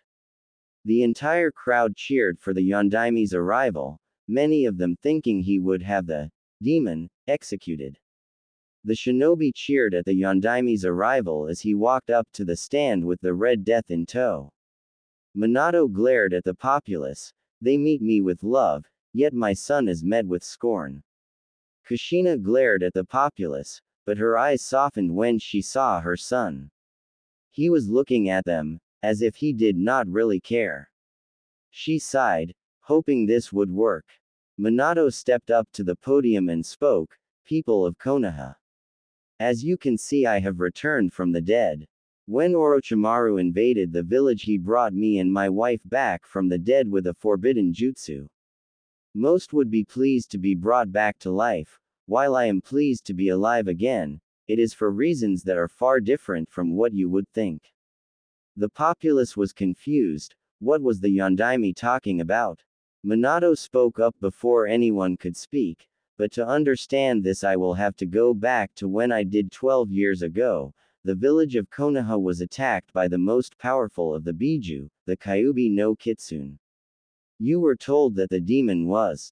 But even I, the greatest seal master, could not the demon, so I did the next best thing. I sealed the nine-tailed fox away in the body of a newborn that has lived amongst you since then. Naruto began nervously looking around as shinobi were looking at him in contempt, civilians were pulling out knives. Naruto sighed. So that's why he set up this announcement. He wants the pleasure of seeing me get it. Oh well, not like the bastards haven't tried to me before.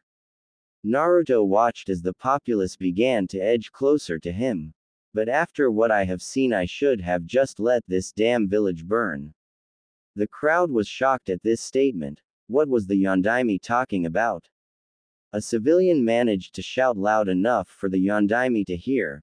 What are you talking about, Yondaime-sama? What have we done to deserve such a fate? The civilian was shut up by a dosage of intent from the Yondaime, who spoke with clear aggression. You deserve such a fate for how you treated my legacy, that's why. The civilians were confused, the shinobi were curious, but the ones who knew what the Yondaime meant were looking down in shame.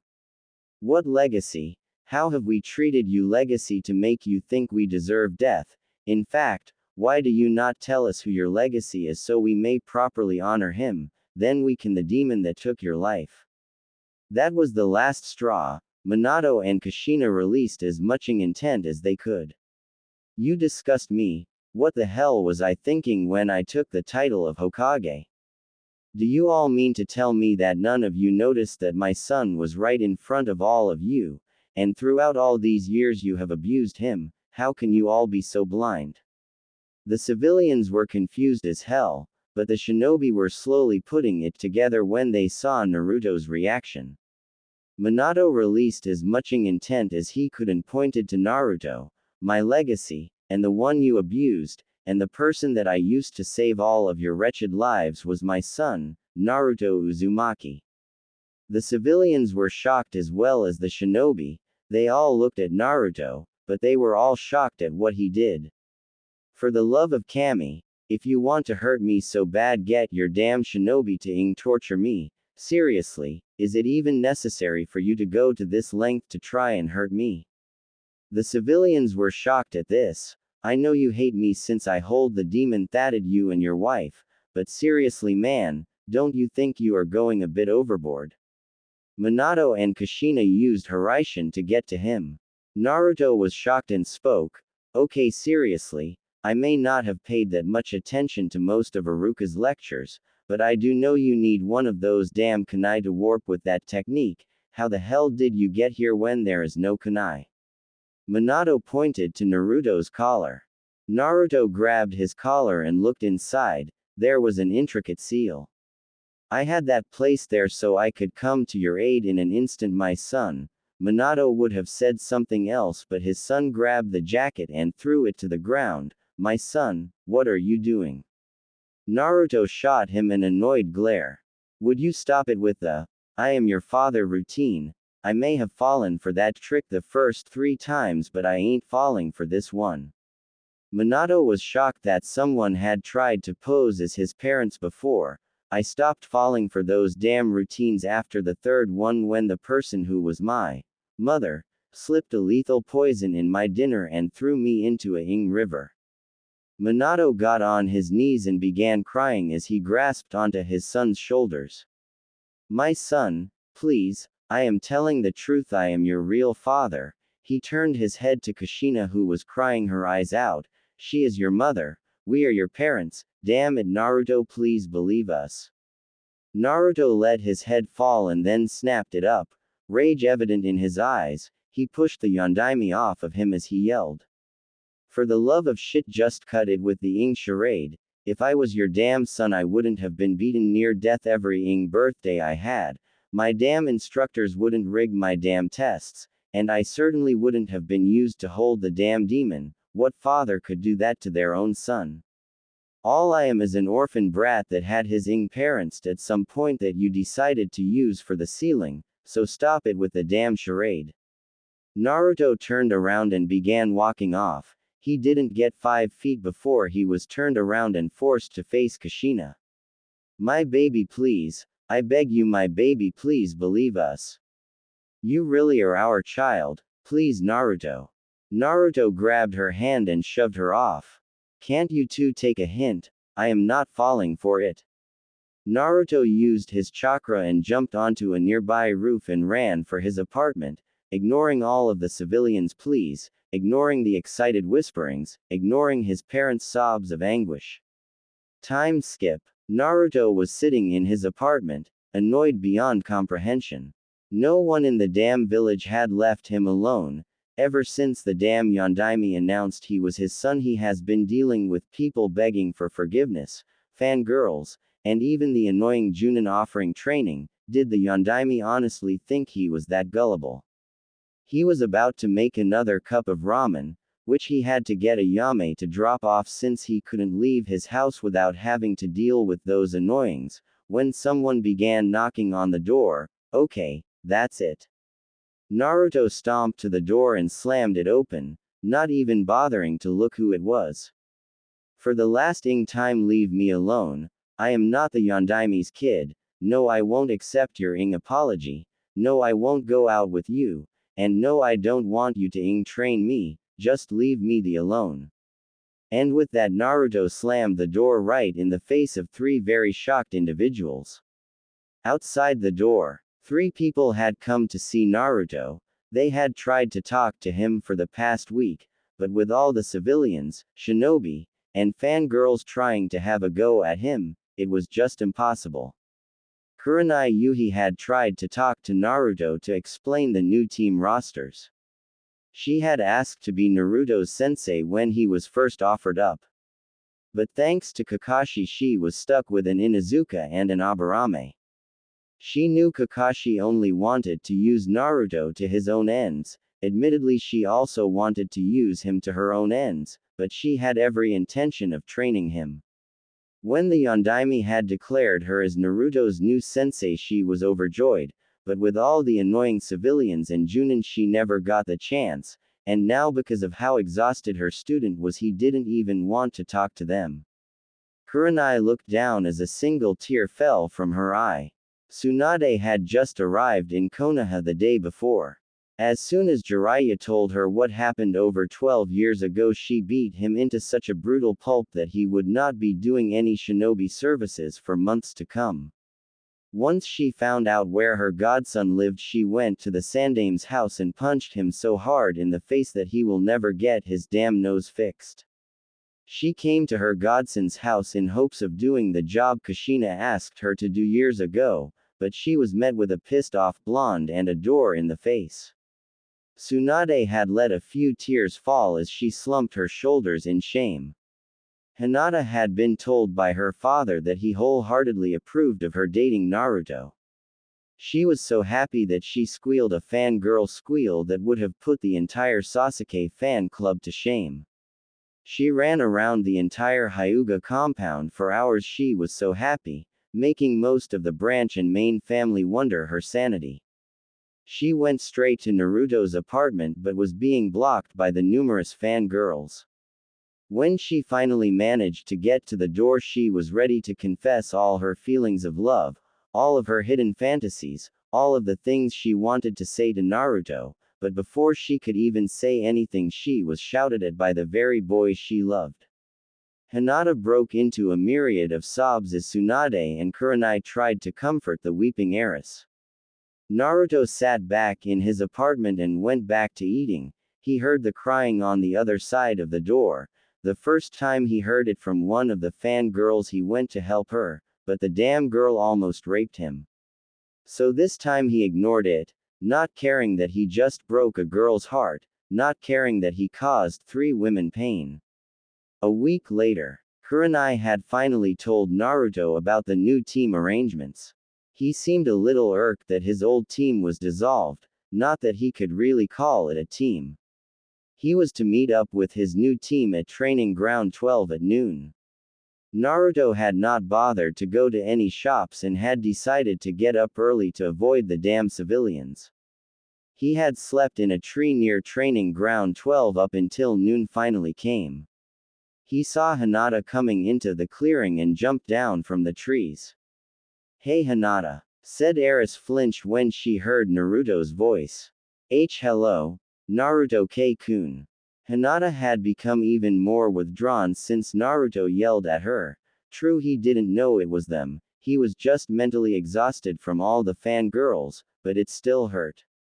She saw so many more fangirls get rejected by Naruto time and time again. She was afraid that thanks to the Yondaime publicly declaring he was his son that he had forced Naruto into a permanent shell, never allowing himself to get close to another.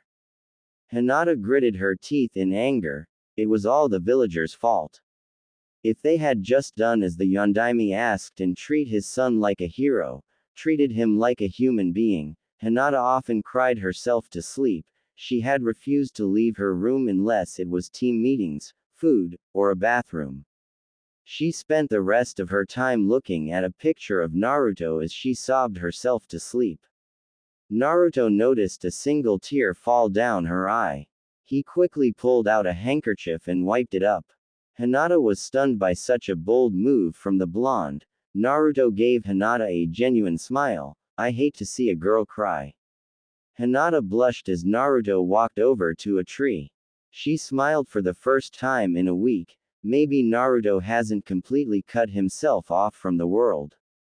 Kurenai sat in a tree with the last member of their team. "Well, Yakumo, how do you think things will turn out?" Yakumo Kurama stared at her teacher and looked at the blonde. "I don't know, but she better say what she feels soon, or there won't be any chance for her at all." Kurenai nodded at her old apprentice. She hated herself for not being able to help her before, but she was going to take the 3 failures of Konoha and train them to surpass every shinobi before them. They would surpass the Densetsu no Sannin, and this set of Sannin would not fail. Hiyashi Hyuga was looking through his documents. He had been trying to find that form that Minato had given him over 12 years ago. He needed to convince Naruto that the Yondaime was telling the truth, and the fact that Naruto truly believed that he was just a bastard orphan that the Yondaime used for the sealing did not help.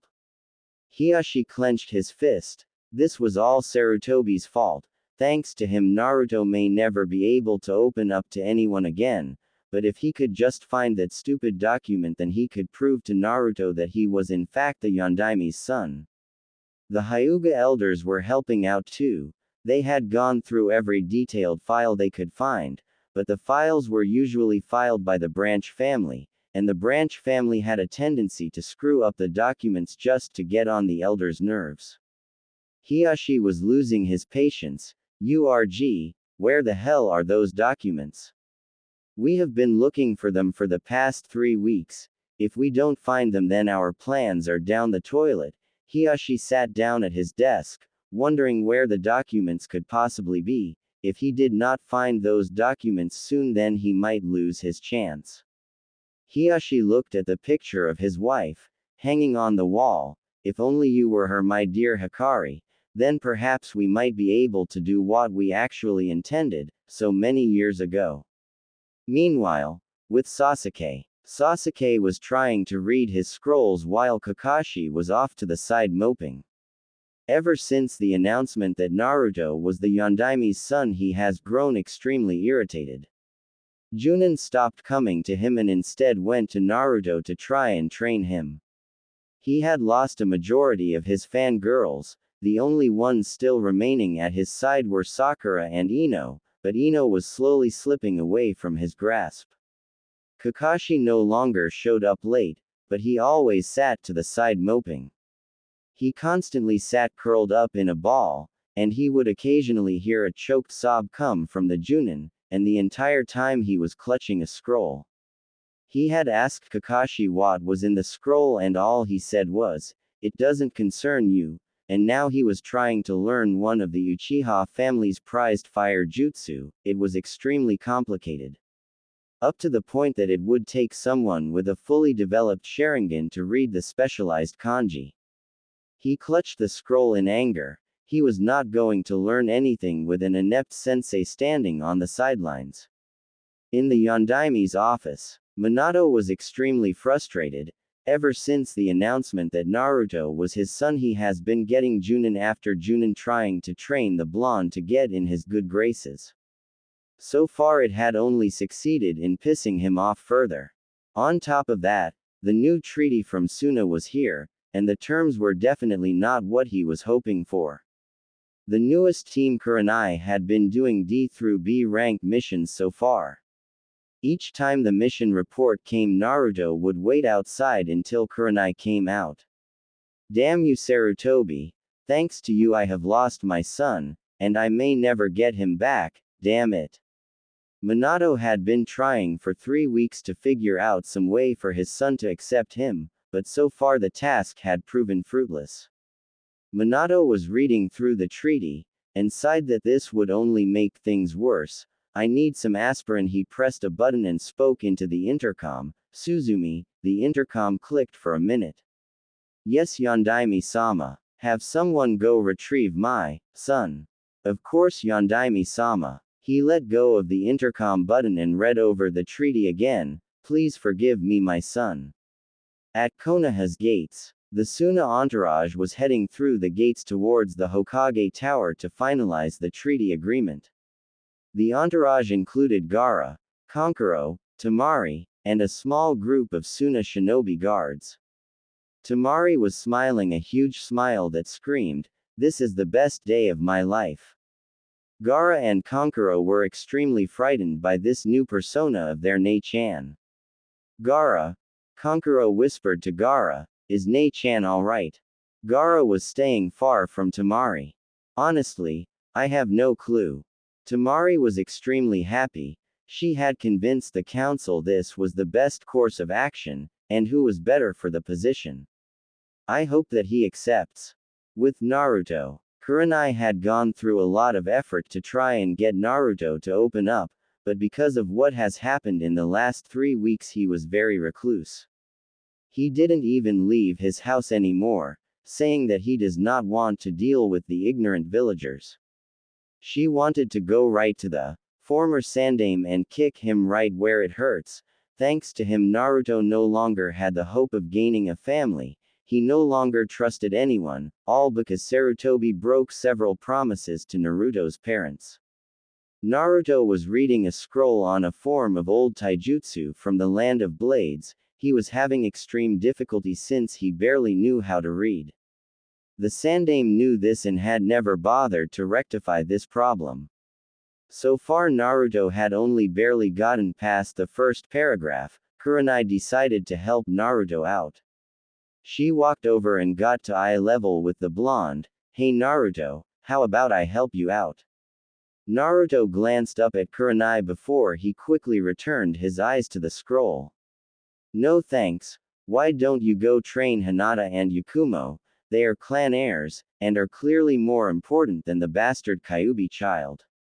Kurenai cringed at his tone. After the announcement he had come up with this twisted realization that only those with noble blood would ever be considered worth training, and since Naruto truly believed he was just some bastard orphan, thanks to the Sandaime, he decided that he was no longer going to waste his time asking for his sensei's help. He even went so far as to coldly say he wasn't worth it. "Look, Naruto glanced at Kurenai with a cold look. "Listen Kurenai, I don't want to hear it. Alright, I am not the Yondaime's son, and no doubt the Yondaime put you up to this so later on he can order you to me." Kurenai snapped at Naruto as she released a small amount of intent. "Listen here Naruto, your father would never order someone to his own son." Naruto snapped up to glare right in Kurenai's face. "For the lasting time, I am not his son. Go train the other two, I'm better off on my own anyway." Naruto grabbed his scrolls and began walking off, when an Anbu shunshined in front of him. "Naruto Uzumaki, your father." The Anbu was blasted by a dose of intent. He is not my father. The intent dropped as the Anbu recovered from the suddening intent and continued. The Yondaime wishes to speak to you, Naruto. Naruto sighed as he began walking towards the Hokage tower. The Anbu turned to Kurenai. He really doesn't need the shit he is dealing with. I really hope he opens up soon. Kurenai looked down as she spoke. I hope so too, Tenzo. I really do. Tenzo shunshined off as Kurenai turned towards the last two students in the field. Okay, let's get back to training. Time skip. Hokage office. Minato was awaiting the arrival of the Suna entourage, as well as the arrival of his son. Kushina had arrived back from her mission a few minutes ago, and she was not happy with the treaty at all. What the hell, Minato? We want Naruto to accept us as his parents, not hate us. What were you thinking? Minato cringed as he listened to his wife. He knew Naruto was going to hate him for this, but they needed to get his treaty finalized. Kushina, believe me, I do not like this either, but we have to finalize this treaty to prevent an all-out war. Kushina scoffed at this. Why do we even bother staying in Konoha? This village deserves to be burned to the ground for what it has done to our son. Minato looked at Kushina with a stern and remorseful look. And how do you think that will work? From what we have seen, Naruto desires only one thing in life, to one day lead this village. I want to leave this village, Kushina. Believe me, I do, but I can't do that when Naruto still holds feelings for this place. I can't do that to him. Kushina looked down as she realized why taking Naruto from Konoha would be a bad idea, especially with how he sees them. The two looked at the door as someone began knocking on it. Enter. The door opened to reveal his secretary. Yondaime-sama, the Suna contingent has arrived. Minato nodded his head. Send them in. The secretary signaled for the Suna group to enter. The first to enter was Temari, followed by Kankuro, and Gaara. Temari smiled at the Yondaime. Greetings, Yondaime-sama. When shall we begin the finalization of the treaty? Minato was about to answer when the door was slammed open. They all turned their heads with varying reactions. Minato and Kushina were nervously sporting smiles. Kankuro was shocked, Gaara was smiling, and Temari was, glomping the person who came through the door. Naruto had been glomped by Temari and his head was in between her. Naruto had the decency to sport a blush, but he quickly shook it off. Get off me, please. Temari reluctantly. Naruto walked up to the Yondaime's desk. You summoned me, Yondaime-sama. Naruto looked at Minato expectantly. Naruto, as you are probably aware, the invasion caused severe damage to Suna's forces, so we have finalized a recent treaty between our two villages. Naruto quirked an eyebrow, not getting what the Yondaime was talking about. What are you getting at?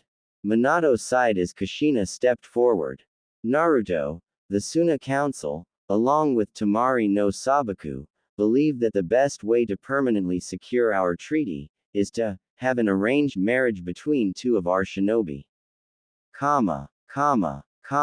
So why isn't the Uchiha here? Everyone looked at Naruto as if he had grown a second head. Obviously Suna will want their shinobi to marry someone of high standing, and I have not had any contact with Sasuke for the last 2 weeks, so I will not be of much help giving him the message that you want him to marry a Suna woman. Everyone began to nervously look around, but Minato and Kushina spoke up. Naruto, it's not Sasuke that will be a part of the arranged marriage, it's you. Excuse me. Naruto spoke with a calm demeanor, but there was clear aggression in his voice. Would the Suna shinobi leave for a few minutes, now? The Suna team walked out of the office. When the door closed, Naruto exploded. What? Minato tried to speak. Naruto, you must understand that. Naruto cut him off. It's not bad enough that you ruined my childhood, prevented me from ever finding friends, and basically condemned me to an unending hell, but now you are using me as this damn village's business transaction. There might not be a single girl in this village that will ever like me in that sense, but there might be girls outside of Konoha's borders who will see past my affliction. Naruto, please. My son Minato was shut up by a massive dose of intent that was clearly amplified by the Kyuubi. I am not your son. The damn charade is getting really annoying. I am tired of having to wake up in the middle of the night because some stupid Junin comes knocking on my door saying he is offering to train the Yondaimi's son. I am also sick and tired of not being able to walk outside anymore because a bunch of fan girls try to rape me. Enough with the charade. The glass window behind the desk shattered as Naruto let up on the intent. Naruto, if you won't believe me, who will you believe? If I get Sarutobi in here, will you believe me? Minato saw Naruto's head fall as he snorted in disgust. The Sandaime, he is as much a cause of my pain as you are. Minato and Kushina were confused. What did he mean? Naruto, what do you mean? Sarutobi told us he did everything he could to protect you. Naruto scoffed. Did everything he could to protect me? That's a laugh. I found out the truth about my Gigi 3 days before the finals. Flashback. Naruto was walking up the stairs of the Hokage Tower after he got out of the hospital. He was going to ask Gigi to see if he can give him some scrolls to train with. At the very least he can get a jutsu that will be good against Neji. Naruto arrived at the office and was about to knock on the door when he heard someone talking. Sarutobi, you have to that wretched demon, it is a threat to our village. Naruto recognized the voice as the crabby female elder. I concur. If that demon is allowed to grow stronger, then our village is doomed. The other voice was clearly that of the old goat. I will not, Naruto. I have gone so far as to allow the villagers to beat him without persecution, that is as far as I will go. I will not him, even he was the Kyuubi, which he isn't, the risk of Kyuubi getting out is too damn high. I have allowed the villagers to beat him in hopes that he will become submissive, thus supplying Konoha with a powerful shinobi if he ever learns to use the Kyuubi's chakra.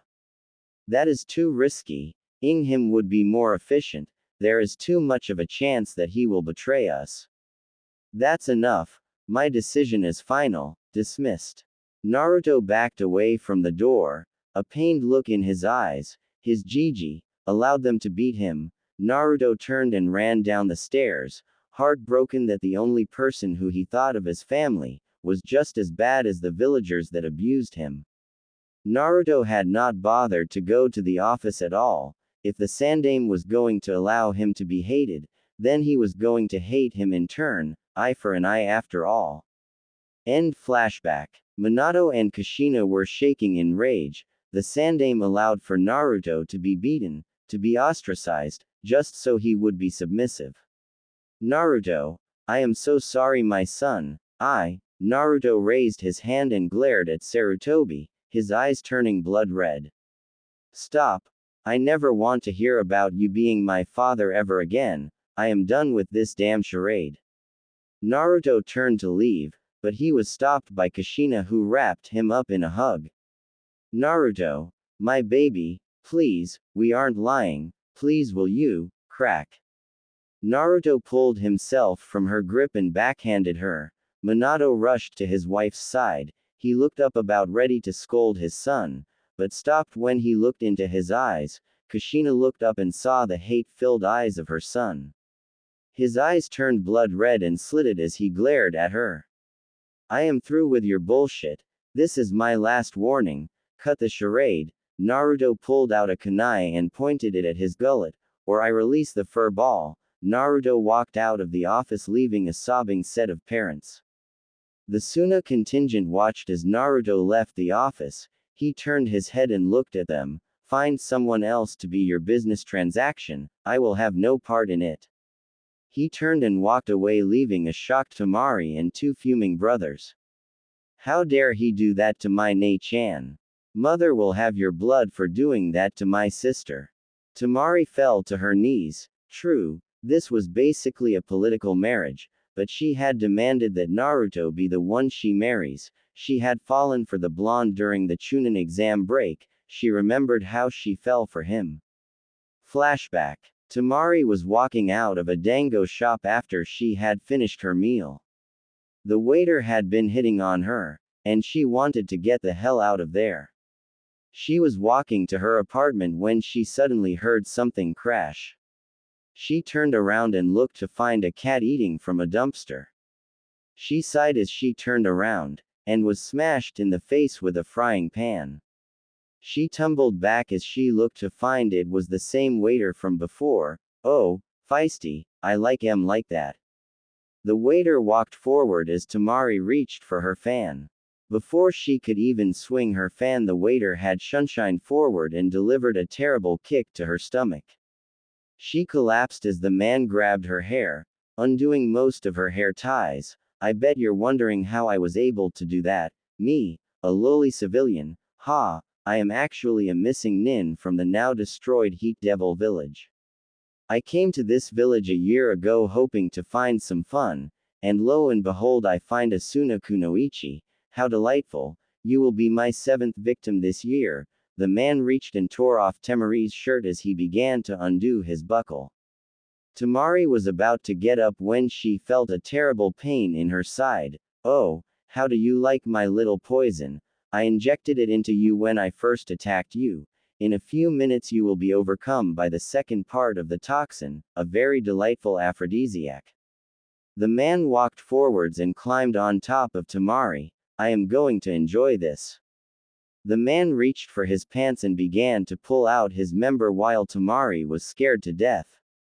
"No, my virginity, I wasn't supposed to lose it like this. I was supposed to lose it to a man I love. Please no." The man was now pulling off her panties.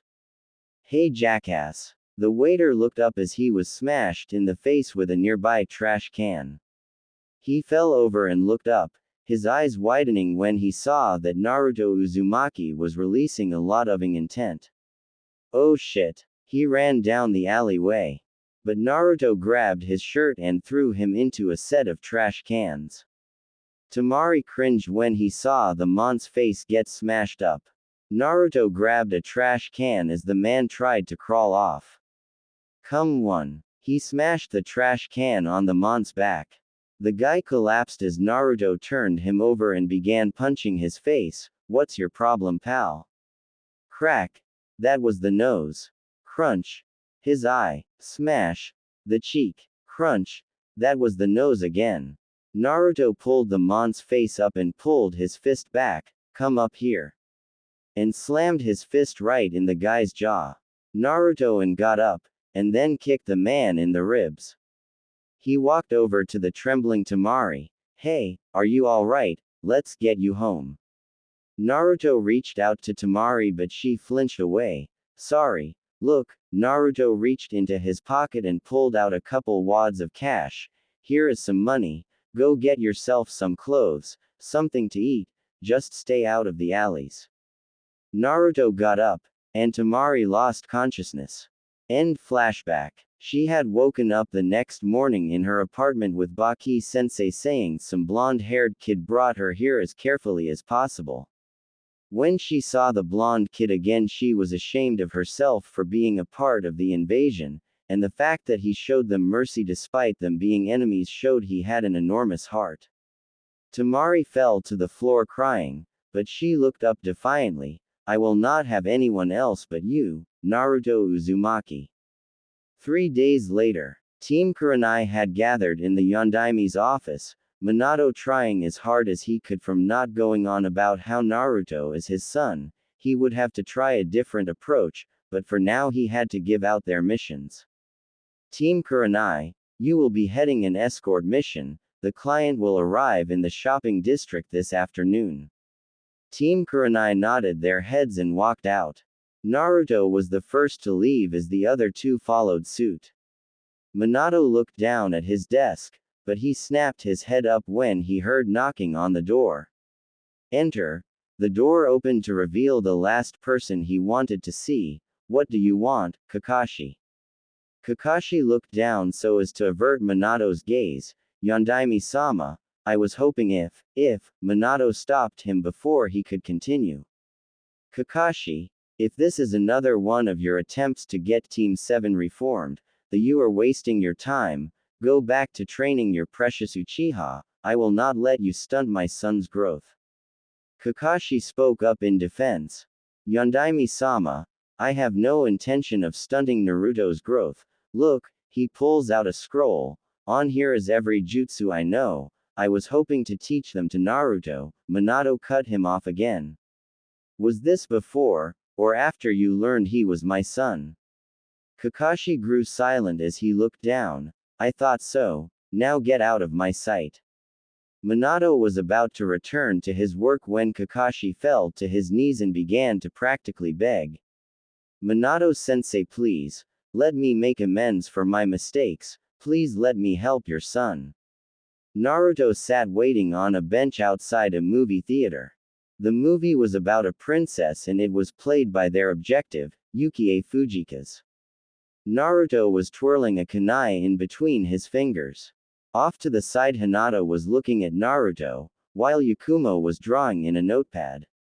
Naruto finally stopped twirling the kunai and threw it into the ground. Alright, we have been waiting here for almost an hour. They should have been here half an hour ago. Where is the damn client? Over the past month since Naruto's heritage was revealed, his patience has become shorter, and it was starting to affect those around him. Yakumo became extremely frustrated with the blonde, mainly because she was tired of his temper. And Hinata had become more withdrawn, thinking that if she spoke her true feelings to Naruto he would utterly reject her. It wasn't a surprise. Last week Naruto rejected a girl so harshly that he sent the girl home crying. It was when Hinata herself was about to ask Naruto out. She had spent a whole week gaining the resolve to ask him out, but when she saw how cruelly he rejected her, all that resolve faded away into nothing. Naruto was about to begin pacing, when the fence shattered as a horse ran through, with a woman on its back. Then about 6 more horses came running through the hole in the fence with armored samurai on back. Naruto quickly jumped on the wall. I'll get the woman, you two stop those samurai now. Naruto began jumping after the woman. Yakumo pulled out her drawing pad and quickly began to scribble. She then performed hand seals, Kurama Haijutsu, Mokusemusha. On the surface nothing happened, but inside the minds of the samurai, they were fighting against living trees, but in reality they were fighting each other. The samurai slashed at the trees and only ended up knocking each other out. Hinata and Yakumo watched as the samurai fell to the ground. They walked up to them, but stopped as Kurenai shunshined in front of them, nervously scratching the back of her head. Team, I got some news. Meanwhile, Yukie Fujika's continued to gallop through the streets, knocking over carts and sending the civilians scattering. She was about to turn down an alley when she saw an orange blur jumping over her with a scowl on his face. She turned down an alley and ended up right in the middle of a festival. She charged through, scattering civilians and sending cart owners running as she headed for an exit. Naruto meanwhile was pulling out a set of balls with a rope attached to them. He jumped higher in the air and began to swing the bolus in the air, and then he threw it at a nearby wooden pole. The pole shattered and fell over, the sign it was holding blocking the entrance. Yukie did not stop and plowed directly through the paper sign. Naruto cursed. Damn it, this girl is going to cause more damage if I don't stop her. Naruto leapt off the building and landed directly in her path. The woman seemed to speed up. Naruto jumped and leapt on the horse's back. Yukie looked at the blonde with aggravation. Get off my horse. She whipped the reins and the horse began to gallop faster. Naruto looked at the woman and snarled. Idiot. Stop this damn horse. You are going to. Naruto looked and saw that there was a group of young children playing in the road. Naruto reached further for the reins.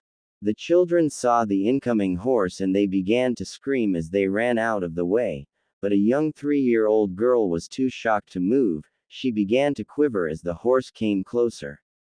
Naruto almost reached for the reins, but they slipped out of his grasp. The girl was only a few dozen feet away.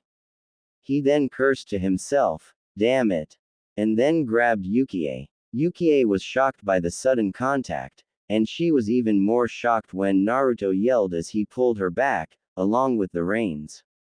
The horse felt the reins being pulled and reared back just before he hit the girl, and then slammed its feet on the ground. The girl slowly opened her eyes and saw the horse not even a foot away from her. She scurried back and ran to her mother, who had just come running out of the house when she saw the danger her daughter was in on the second floor. Yukie got off the horse. The kids saw who she was and began to run up to her screaming, "Can I have your autograph?" Or, "Can you sign my shirt?" The reactions varied. Yukie was about to shout at them, when the back of her shirt was suddenly pulled back, her along with it. She was dragged to face a certain blue-eyed Jinchuriki. "What the was that stunt, you ignorant bitch? Are you blind? Because unless you are, there is no excuse for what you did while you were on your horse." Yukie tried to struggle, but she was thrown to the ground as Naruto pointed to the damage she had done. "You are lucky those people moved, or you could have injured somebody. Or worse." He looked behind her. "Just look at that girl." She turned around and saw the terrified girl, who was shivering in her mother's embrace. "If I hadn't stopped your damn horse, that girl would be seriously injured, or dead." Yukie flinched as Naruto snapped at her. She then stood up and began to walk off, but Naruto grabbed her arm and forced her to look at him.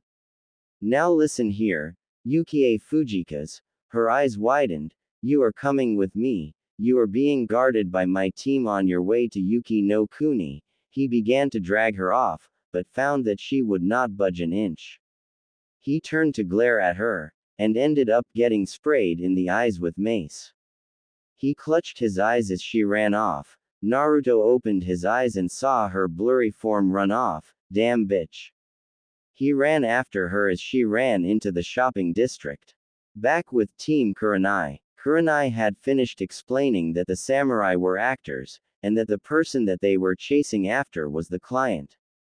The three Kunoichi sighed. Kurenai then brought up a question that had been bothering her: "Where is Naruto?" The two girls were about to answer.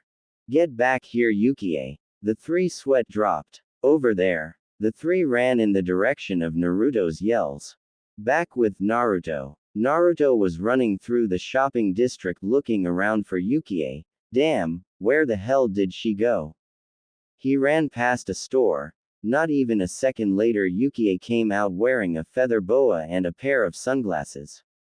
She looked and saw Naruto heading towards another store before she ran down the street, never noticing Naruto pop into smoke. She looked back and then ran down an alley. She knocked over a few trash cans.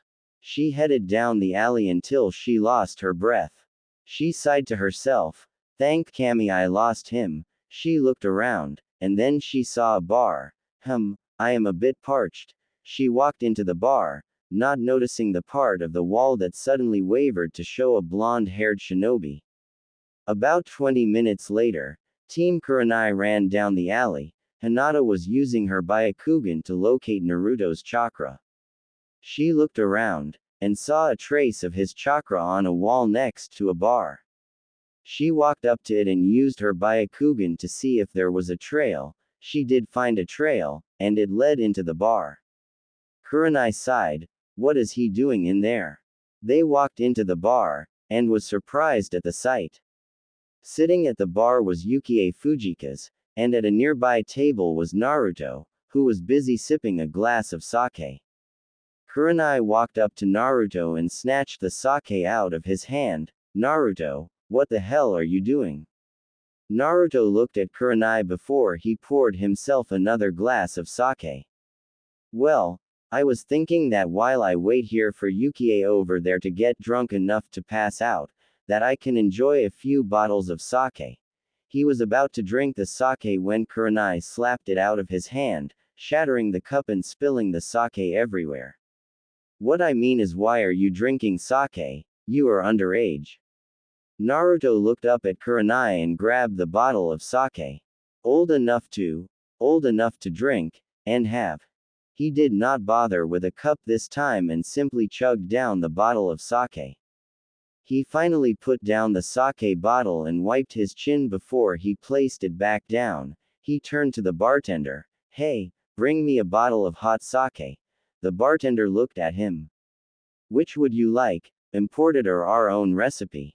Naruto got into a thinking pose before he spoke. What have I been drinking? The bartender took out a bottle of the same stuff he had been drinking and answered. You have been drinking our recipe. Naruto smirked. Bring me a bottle of your imported sake.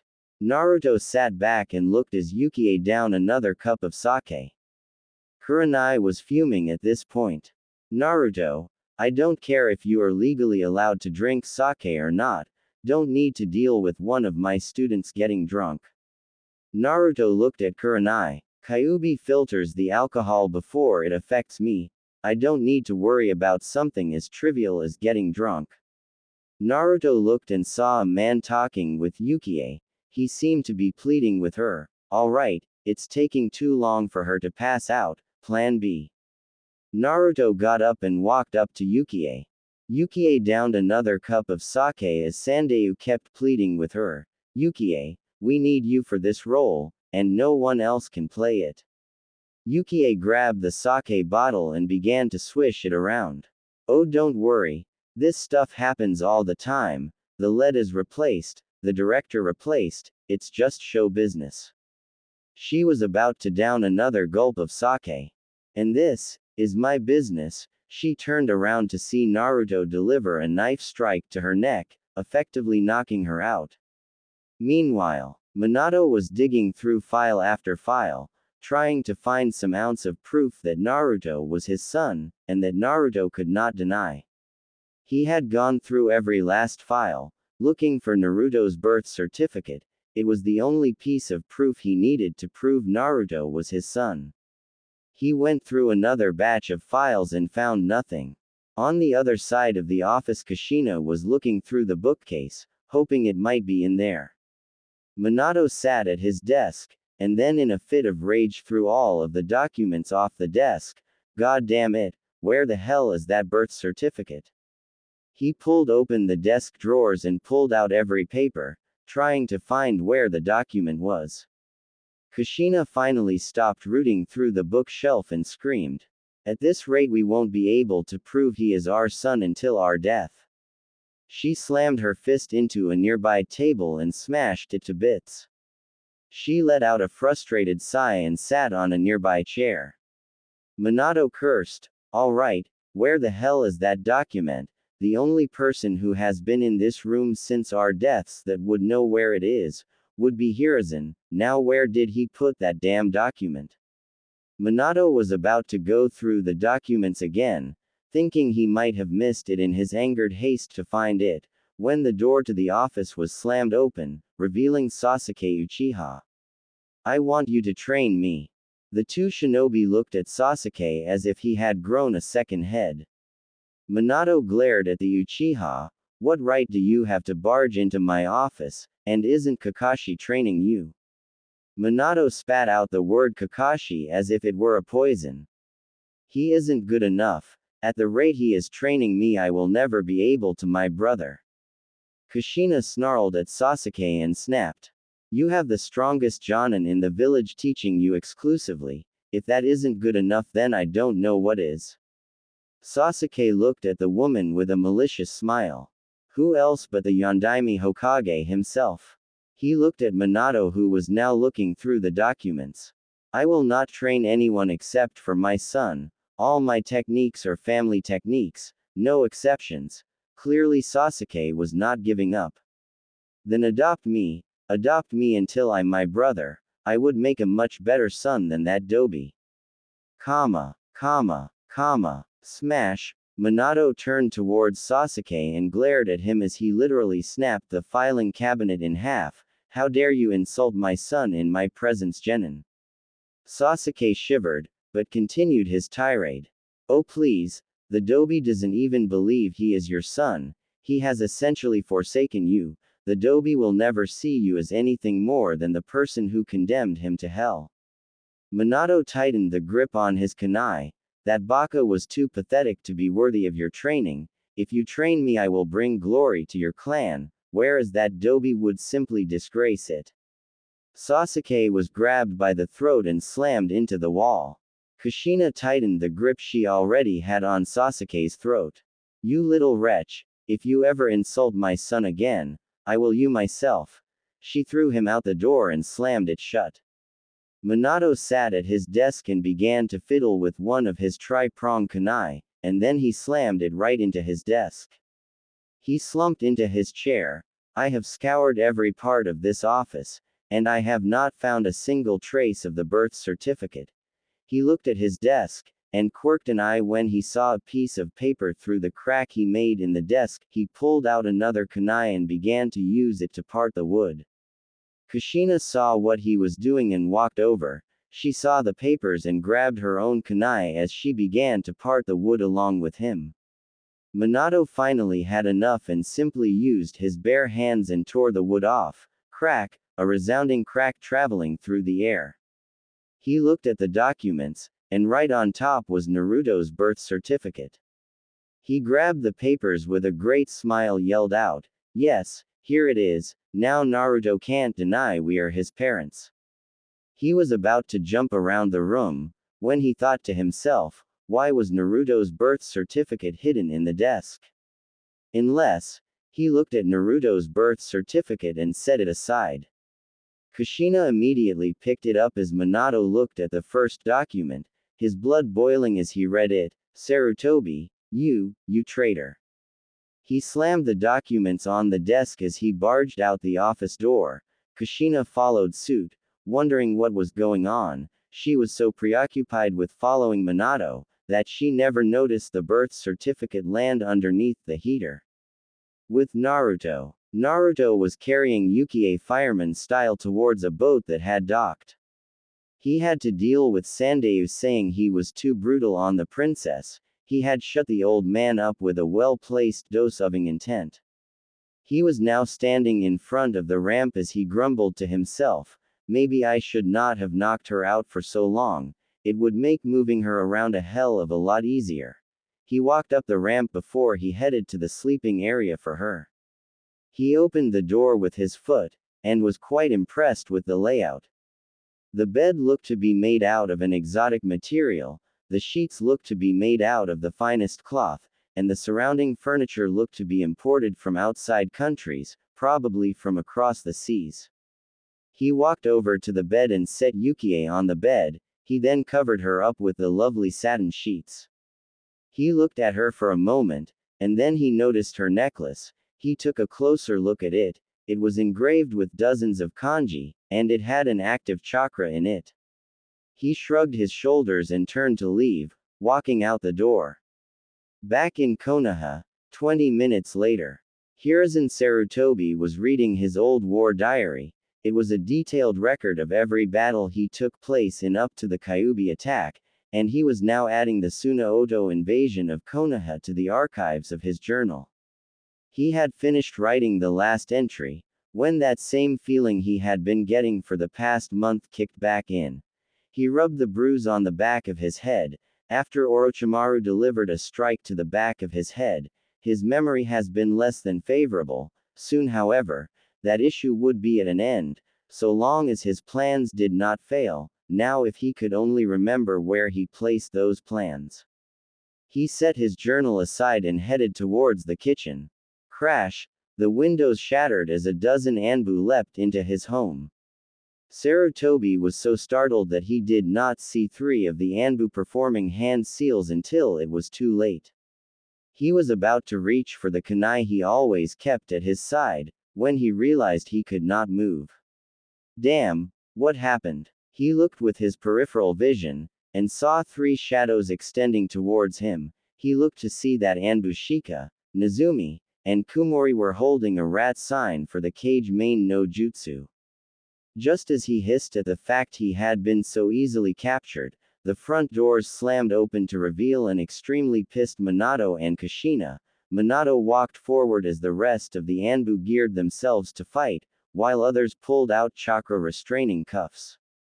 Minato stood in front of Sarutobi and snarled, "Hiruzen Sarutobi, I, as the Yondaime Hokage of Konohagakure no Sato, hereby arrest you, for treason." He flicked his hand as the Anbu restrained Sarutobi with the cuffs, and then shunshined to the last place any traitor would want to be in chains, Anbu Headquarters Interrogation Department.